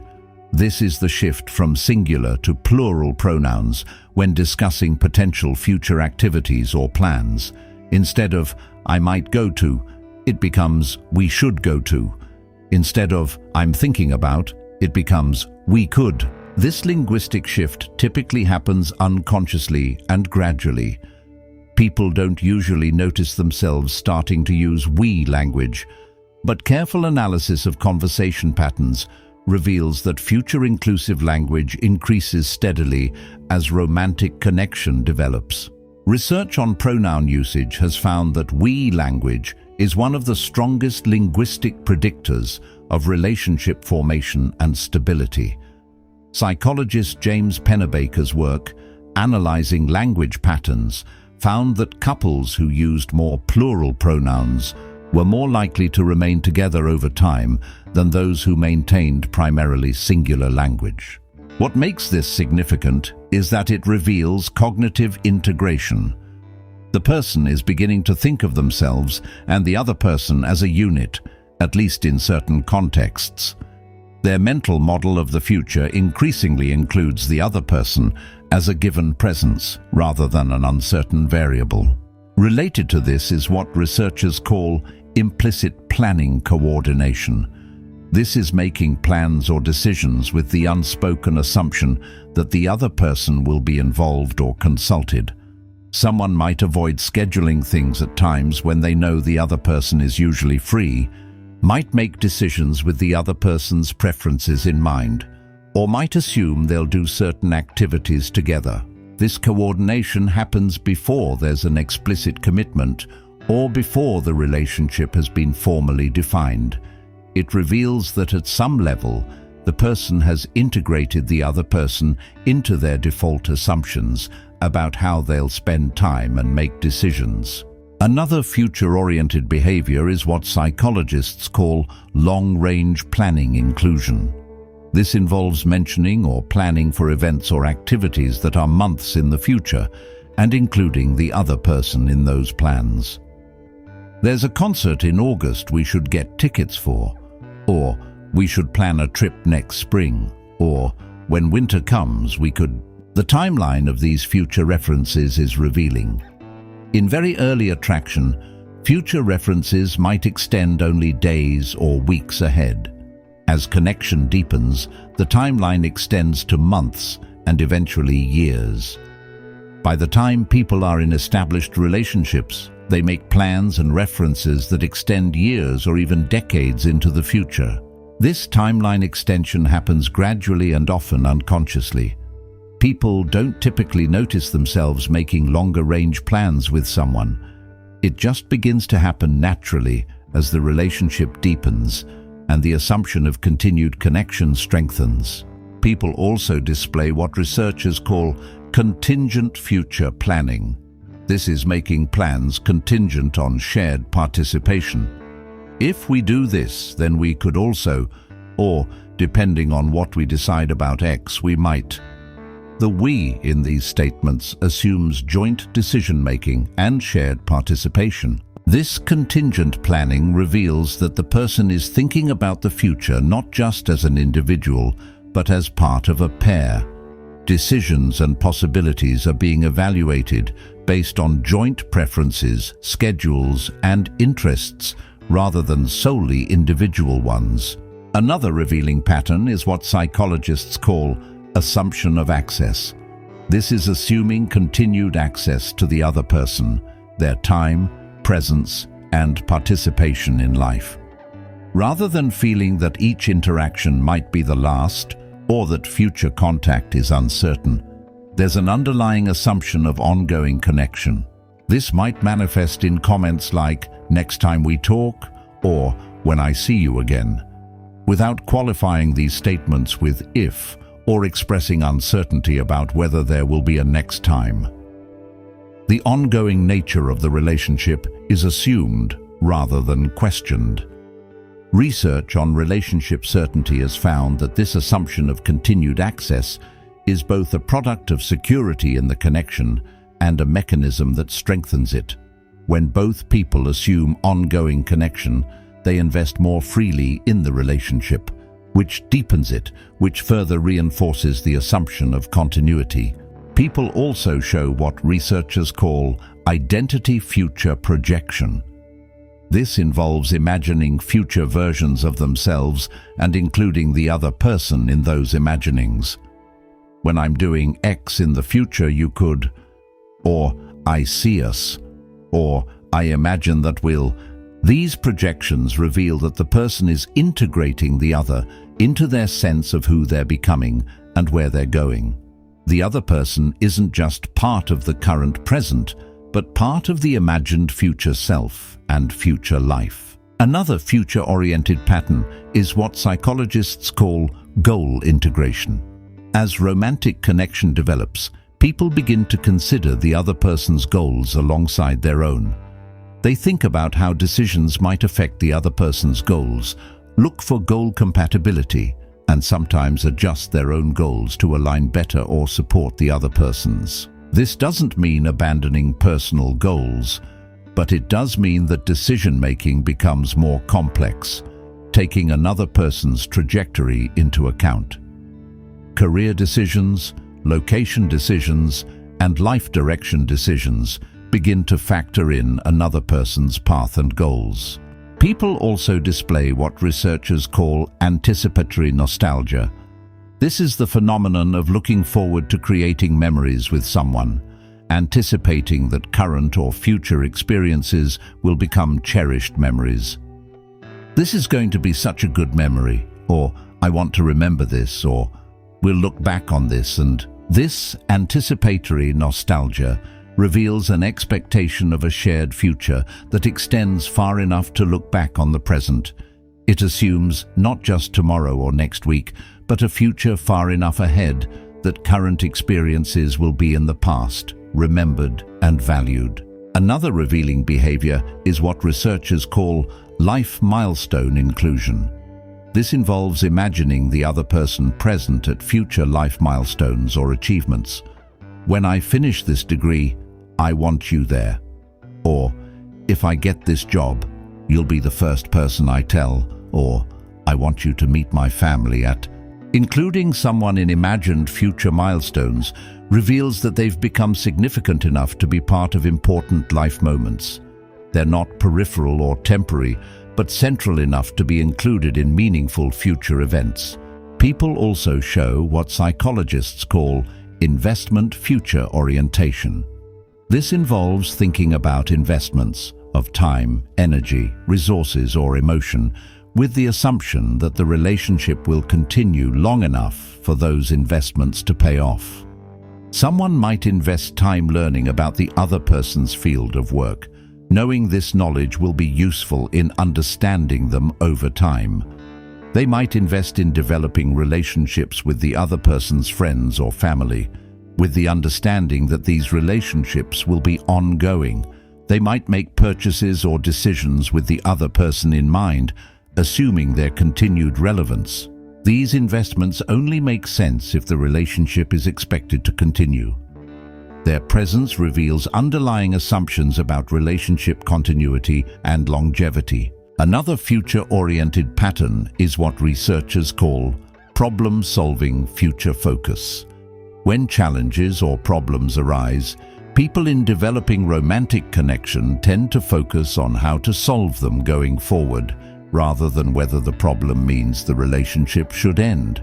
The question isn't, is this problem a reason not to continue, but rather, how do we handle this as we move forward?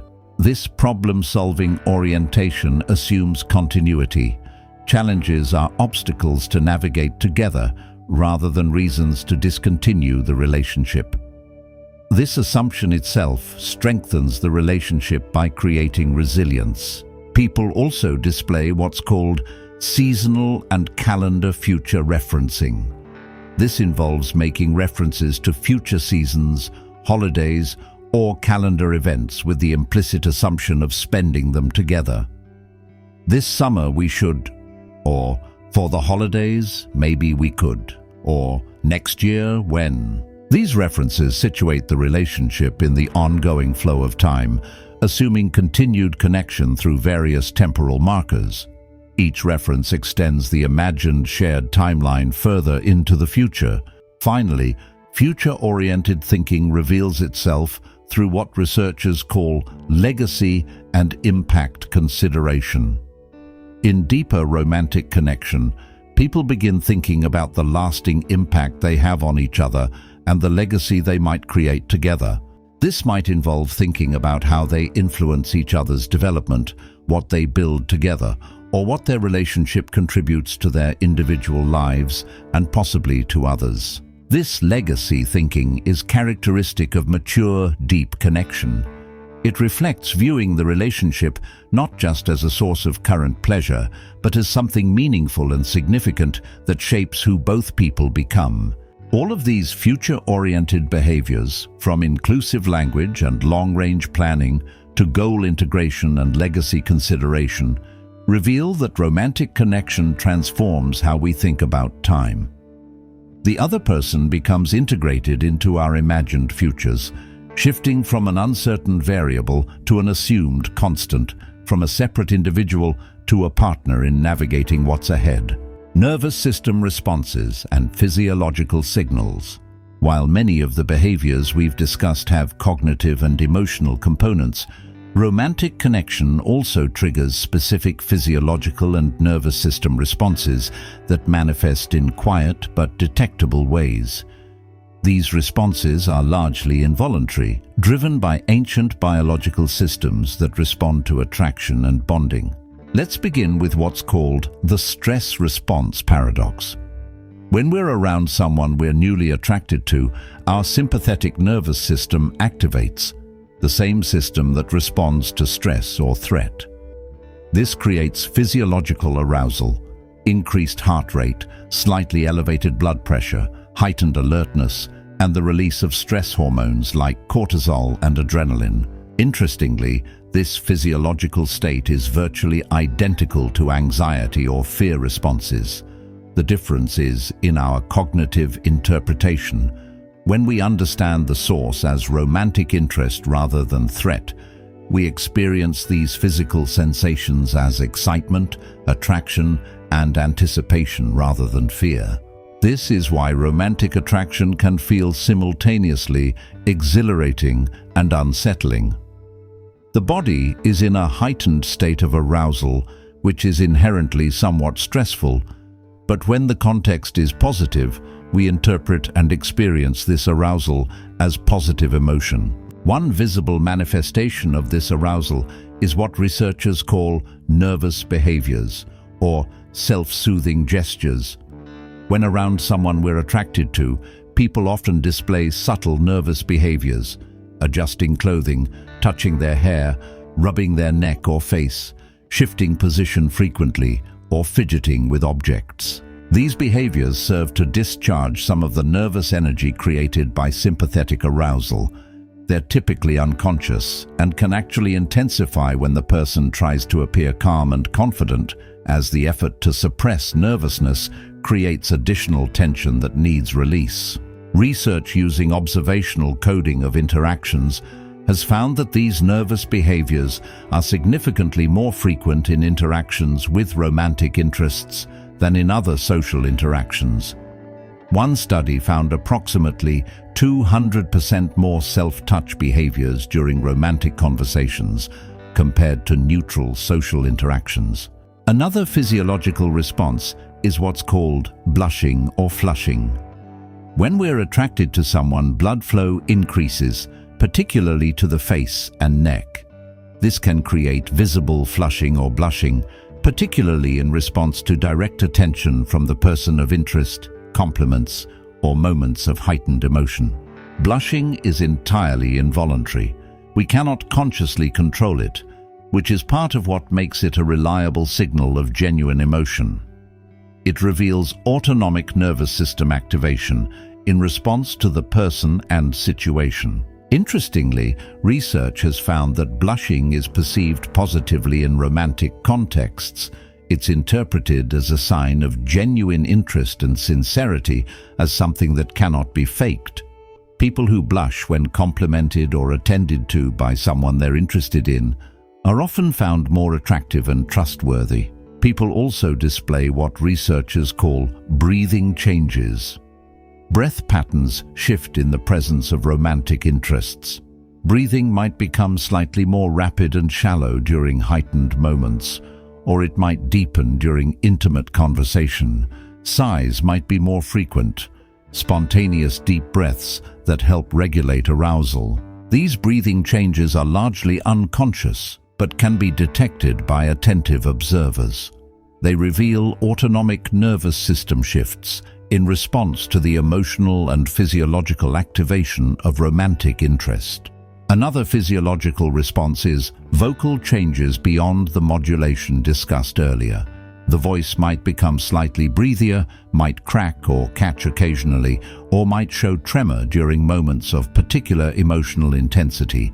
These vocal changes reflect tension in the vocal apparatus due to nervous system activation. Again, these changes are typically subtle and involuntary. They're not the dramatic voice changes of extreme nervousness, but slight variations that reveal physiological arousal. People also experience what's called butterflies or visceral responses, physical sensations in the stomach and chest in response to romantic interest. These sensations are created by shifts in blood flow and muscle tension due to autonomic nervous system activation. These butterflies typically occur in anticipation of seeing the person or during moments of heightened emotion or intimacy.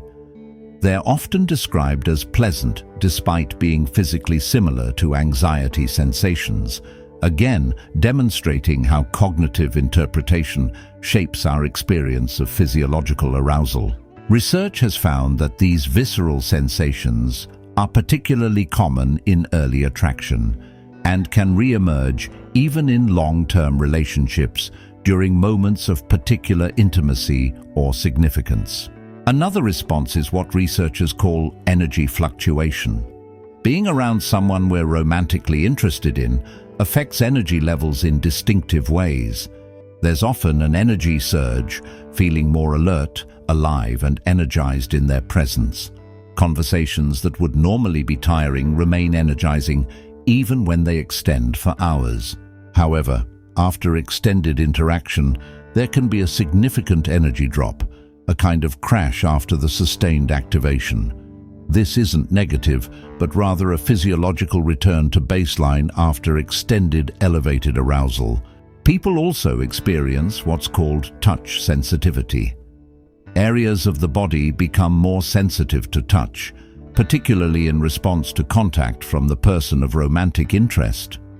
Even casual, brief touch creates stronger physiological responses than the same touch would from others. Research measuring skin conductance responses, a measure of autonomic arousal, has found that touch from someone we're attracted to creates significantly stronger responses than touch from others, even when the touch itself is identical. This enhanced touch sensitivity is mediated by attention and emotional significance. Because touch from this person matters more and receives more focused attention, the nervous system responds more strongly. Another physiological response is what researchers call orienting response intensification. The orienting response is the automatic attention shift that occurs when something potentially significant appears in our environment. When the person we're romantically interested in enters a space, appears in our field of vision, or begins speaking, the orienting response is particularly strong. This manifests physiologically in increased alertness, attention narrowing, and temporary suspension of other activities. It's a full nervous system shift toward the significant stimulus, the person of interest. People also experience what's called reward system activation. Neuroimaging studies have shown that seeing, interacting with, or even thinking about someone we're romantically interested in activates the brain's reward circuitry, the same systems involved in motivation and pleasure. This activation releases dopamine, a neurotransmitter associated with reward and motivation. This creates the subjective experience of pleasure and reinforces behaviors that lead to interaction with the person. It's a powerful biological mechanism that motivates continued connection seeking. Over time, with repeated activation, these neural pathways strengthen, creating what neuroscientists call reward prediction. Eventually, even cues associated with the person, their name, places associated with them, anticipation of seeing them, can trigger dopamine release and the positive feelings associated with the actual interaction. Another response is what researchers call stress hormone paradox resolution. While initial attraction triggers stress hormone release as secure connection develops, the person's presence actually begins to reduce stress hormones. Their presence becomes calming rather than arousing, activating the parasympathetic rather than sympathetic nervous system. This shift from arousing to calming presence is a marker of deepening bond.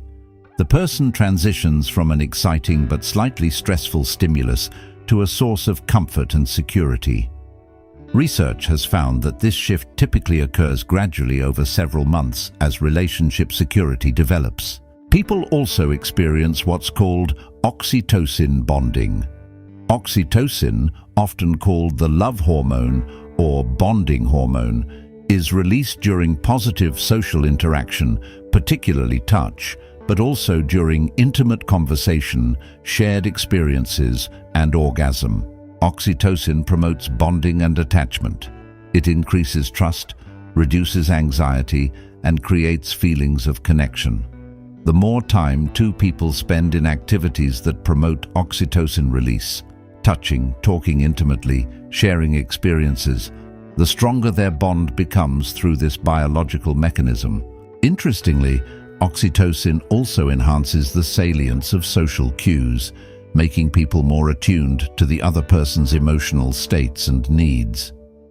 This creates a positive feedback loop. Oxytocin increases attunement, which improves interaction quality, which releases more oxytocin. Another physiological pattern is what researchers call sleep and appetite disruption in early attraction. The heightened arousal and frequent thoughts about the person can disrupt normal sleep patterns, difficulty falling asleep, more frequent waking, or unusual dreams featuring the person. Similarly, appetite might be affected. Some people experience reduced appetite due to nervous system activation. Others experience increased appetite or specific cravings. These disruptions typically normalize as the relationship becomes more secure, but they're common in early intense attraction. People also experience what's called immune system modulation. Interestingly, being in a romantic relationship or developing romantic connection affects immune function. Positive relationship experiences boost immune function, while relationship stress suppresses it.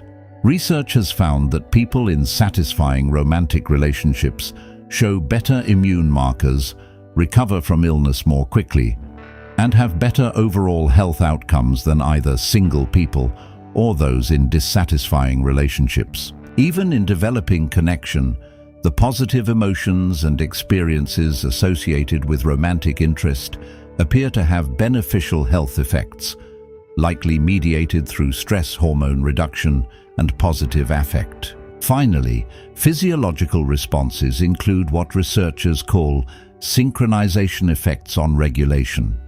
When two people are developing romantic connection, their physiological states begin to influence each other. One person's calm can help regulate the other's anxiety. One person's energy can enliven the other's fatigue. This mutual regulation is part of what makes romantic connection valuable from a biological perspective. We literally help regulate each other's nervous systems, creating stability and resilience that we might not achieve alone. All of these physiological and nervous system responses, from sympathetic arousal and blushing to reward system activation and oxytocin bonding, demonstrate that romantic connection is not just a mental or emotional phenomenon, but a deeply biological one. Our bodies respond to romantic interest and connection in distinctive, powerful ways that both reflect and shape our feelings, integration of lives, and identity shifts. The final category of quiet behaviors that reveal romantic connection involves the gradual integration of two separate lives and the subtle shifts in identity that occur as people develop a romantic bond. These changes are often so gradual that they're not consciously noticed until they've already substantially occurred. Let's begin with what psychologists call social integration. As romantic connection develops, people begin introducing the other person into their existing social networks. They bring them to gatherings with friends, introduce them to family members, and include them in social activities that were previously separate. This social integration serves multiple functions. It signals to others that this person is significant. It allows the person to see us in different contexts and know different aspects of our life. And it begins to create shared social connections that bridge what were previously separate social worlds. The timing and manner of these introductions are revealing. We typically introduce romantic interests to friends before family and to peripheral family members before close family. We introduce them to friends we're most confident will react positively before those who might be more critical or challenging. These strategic choices reveal both the significance of the relationship and our level of confidence in it. As connection deepens and certainty increases, introductions extend to more significant people and more challenging social contexts. People also display what researchers call routine integration. Previously separate routines and patterns begin to overlap and merge. Someone might adjust their morning routine to include a call or text with the other person. Weekend routines might shift to accommodate regular time together. Daily rhythms begin to coordinate. This routine integration creates what psychologists call interaction ritual chains, predictable patterns of interaction that become established habits. These patterns create structure and predictability in the relationship, building security through reliable connection. Research on relationship development has found that couples who successfully establish coordinated routines report higher relationship satisfaction and stability than those whose routines remain entirely separate. The coordination itself creates connection even beyond the quality of individual interactions. Another integration behavior is what researchers call space sharing and nesting. People begin creating or sharing spaces that accommodate both of them. This might start with small things, keeping items the other person likes at one's home, clearing space for their belongings, or arranging furniture to accommodate shared use. As connection deepens, space sharing becomes more extensive. People might begin staying over regularly, might give each other keys or access codes, or might begin making decisions about space with both people in mind. This space sharing is psychologically significant because it creates physical evidence of connection and integration. The other person's presence is literally inscribed in the environment, making them a constant part of the physical context of daily life. People also show what's called resource pooling. Resources that were previously separate begin to be shared or pooled. This might start with small things, sharing meals, splitting costs, lending items, and can progress to more significant resource sharing as the relationship develops. This resource pooling isn't primarily about economics, but about the shift from mine and yours to ours. It represents a move away from strict separation and independence toward interdependence and sharing. Research on relationship progression has identified resource pooling as one of the markers of relationship commitment. The willingness to share resources reveals trust and expectation of continued connection. Another integration pattern is what psychologists call identity expansion. When we develop romantic connection with someone, our sense of self expands to include aspects of them and the relationship. We begin to define ourselves partly in terms of the relationship and to incorporate the other person's perspective into our self-concept. Psychologist Arthur Aaron's research on what he calls self-expansion theory has found that romantic relationships that promote growth, learning, and expansion of self-concept are particularly satisfying. We literally become larger selves through incorporating the other person and their world into our own. This identity expansion manifests in subtle ways. We might begin describing ourselves using relationship terms, my partner and I, or we are people who. Our interests expand to include theirs. Our identity becomes more complex and multifaceted through the relationship. People also display what researchers call value alignment or value emphasis shift. While core values typically remain stable, people in developing romantic relationships often find that certain values become more salient or that value priorities shift to create more alignment with the partner. This doesn't mean abandoning personal values, but it can mean that among multiple values we hold, those that align with the partners become more emphasized, while those that conflict become less central. Research has found that this value alignment happens more through emphasis shifts and interpretation than through fundamental value change. People find ways to interpret values that create alignment while maintaining authenticity. Another integration behavior is what psychologists call narrative incorporation. The other person becomes incorporated into our life narrative, the story we tell about ourselves, our experiences, and our life. They appear in our accounts of events, in our explanations of decisions, and in our understanding of our own development. This narrative incorporation is particularly evident when people describe their recent history. We went to, or I've been learning about X, which my partner introduced me to. The other person is woven into the story of who we are and who we're becoming. Research on narrative psychology has found that this incorporation into life narrative is one of the strongest indicators of relationship significance. People who feature prominently in our self-narrative are those who matter most to our sense of identity and life meaning.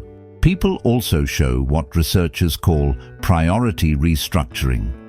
The hierarchy of priorities in life shifts to accommodate the relationship. The person might move from a lower position in the hierarchy, below work, hobbies, friends, to a higher position, eventually becoming one of the top priorities in life decisions. This priority shift affects decision-making across domains. Career decisions are made with the relationship in mind. Location decisions factor in both people's needs.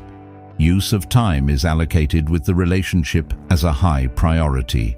This restructuring doesn't happen all at once, but gradually, as the relationship proves itself worthy of higher prioritization through positive experiences, deepening connection, and demonstrated reliability. Another integration pattern is what psychologists call goal coordination. Initially, separate life goals begin to be coordinated.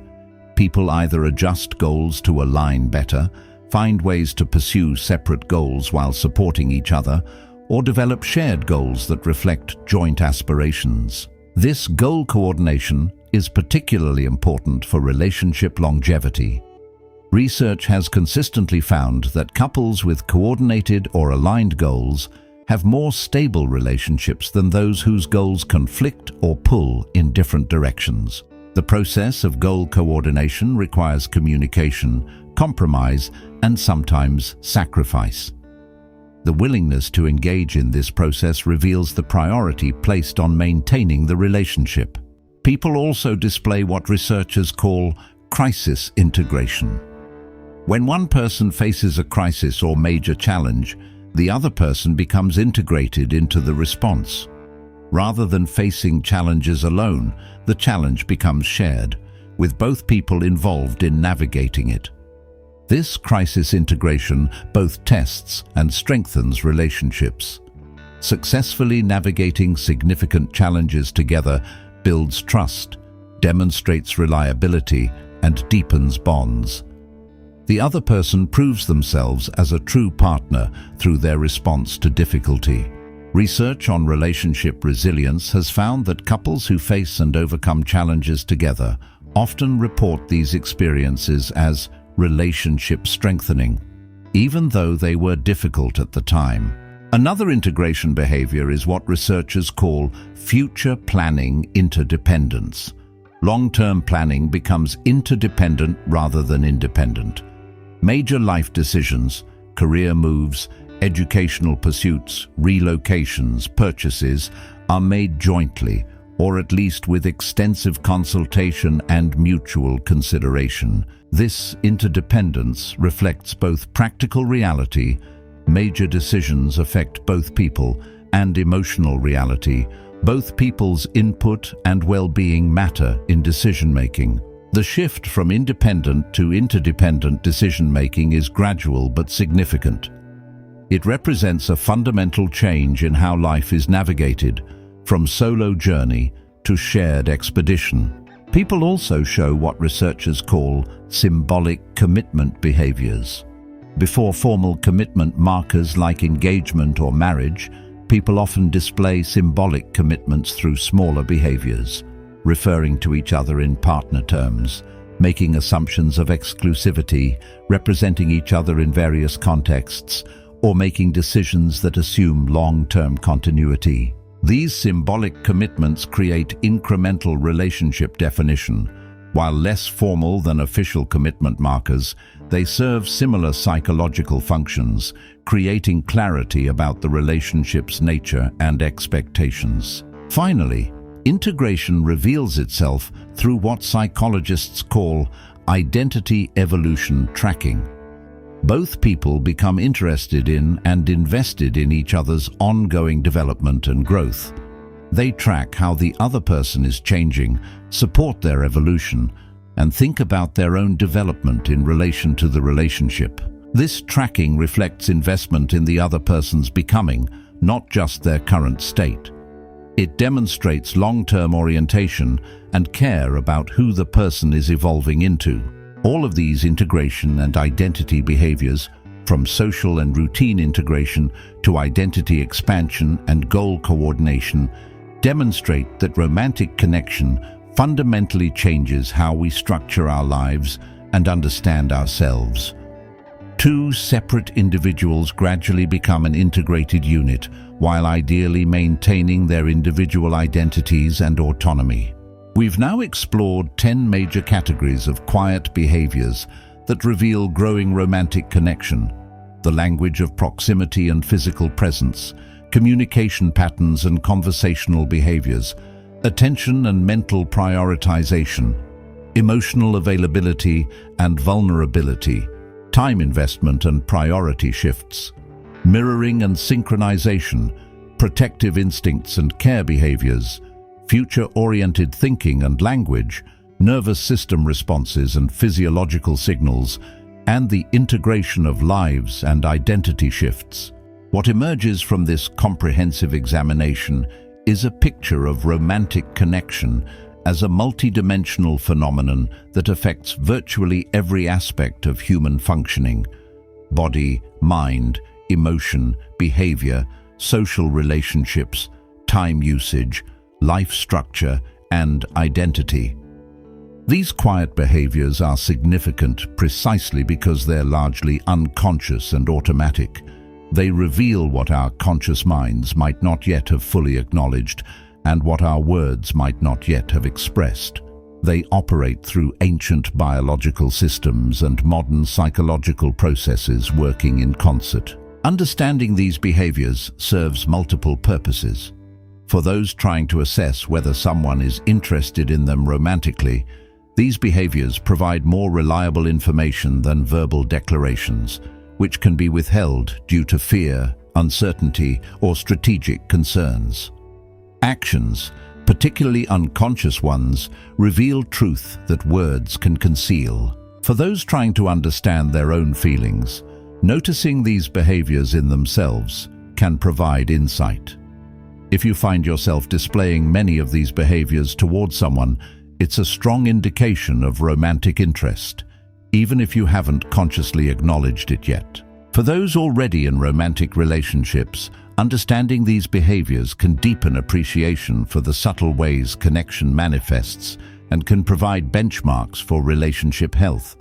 Healthy romantic relationships typically involve most of these behaviors in ongoing ways, not just in the early stages. It's important to note that no single behavior definitively proves romantic interest, and individual differences mean that not everyone displays all of these behaviors to the same degree. Some people are naturally more physically affectionate, some more verbal, some more action-oriented. Culture, personality, attachment style, and past experience all influence how romantic interest manifests. What's most significant is patterns across multiple behaviors and consistency over time. A cluster of these behaviors, displayed consistently and reciprocally, provides strong evidence of genuine romantic connection. It's also crucial to recognize that romantic connection develops differently for different people and different pairings. Some relationships develop quickly, with these behaviors appearing rapidly and intensely. Others develop slowly, with gradual, subtle accumulation of connection markers. Neither pattern is inherently better. Both can lead to strong, lasting relationships. The reciprocal nature of these behaviors is particularly important. Healthy romantic connection involves mutual interest, displayed through mutual behavior.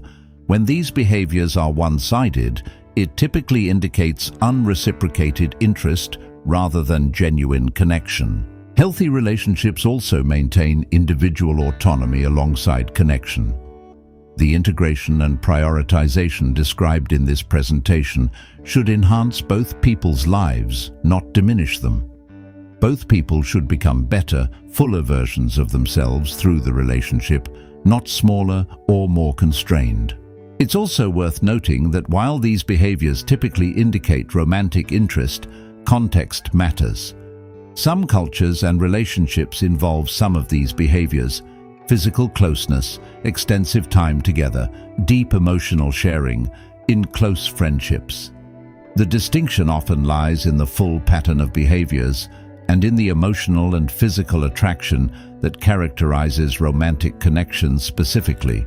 One of the most beautiful aspects of these quiet behaviors is that they occur naturally when genuine connection is present. People don't need to study lists of behaviors to display them. They emerge organically from real feelings and authentic connection. The value of understanding them is in recognition and interpretation, not in manufacturing them. Attempting to fake these behaviors without genuine feeling is typically unsuccessful. Because so many of them are unconscious and physiological, they're difficult to authentically replicate without the underlying emotion. Moreover, people are generally quite good at detecting genuine versus performed behavior, even if they can't articulate exactly what feels off. The presence of these behaviors in a relationship is ultimately about one thing: two people who genuinely care about each other, enjoy each other's company, find each other interesting and attractive, and want to build something meaningful together. The behaviors are simply the visible manifestations of these internal realities. As we conclude this exploration, it's worth reflecting on the profound nature of romantic connection itself. Among all human experiences, the formation of a romantic bond is one of the most significant and transformative. It has the power to reshape how we see ourselves, how we experience the world, and how we envision our futures. The quiet behaviors we've examined are the building blocks of this transformation. Each small moment of leaning in, each unconscious mirror of gesture, each future-inclusive phrase, each protective impulse, each time investment, each vulnerable disclosure, all of these are threads that, woven together, create the fabric of romantic connection. These behaviors matter not just because they indicate romantic interest, but because they create and deepen it. We draw closer because we're interested, and we become more interested because we've drawn closer. We share vulnerably because we trust, and we develop trust because we've shared vulnerably. We invest time because the person matters, and they come to matter more because we've invested time. In this way, romantic connection is both discovered and created, both recognized and built. It emerges from genuine compatibility and attraction, but it's developed through thousands of small behaviors and choices that either nurture or neglect the potential connection. Understanding these quiet behaviors can help us be more conscious participants in our romantic lives, better able to recognize connection when it's developing, more skilled at nurturing it when it's present, and wiser about investing our emotional energy where it's reciprocated and valued. But perhaps most importantly, understanding these behaviors can help us appreciate the profound beauty of romantic connection itself. The way two separate human beings can find each other across all the noise and complexity of the world, recognize something special in each other, and through countless small, quiet behaviors, build something that neither could create alone. A genuine, meaningful, transformative romantic bond. Whether you're currently exploring a developing connection, established in a long-term relationship, or simply fascinated by human psychology and behavior, I hope this exploration has provided valuable insights into the subtle, powerful ways that romantic connection reveals itself. The quiet behaviors we've discussed are ultimately expressions of something fundamentally human: our capacity for deep connection, our desire for meaningful relationship, and our ability to care profoundly about another person's well-being and happiness. These behaviors remind us that despite our individual separateness, we're capable of bridging that separateness to create genuine intimacy, partnership, and love. Thank you for taking this journey through the psychology of romantic connection. May this understanding enrich your relationships, deepen your self-awareness, and enhance your appreciation for the remarkable phenomenon of two people finding and choosing each other.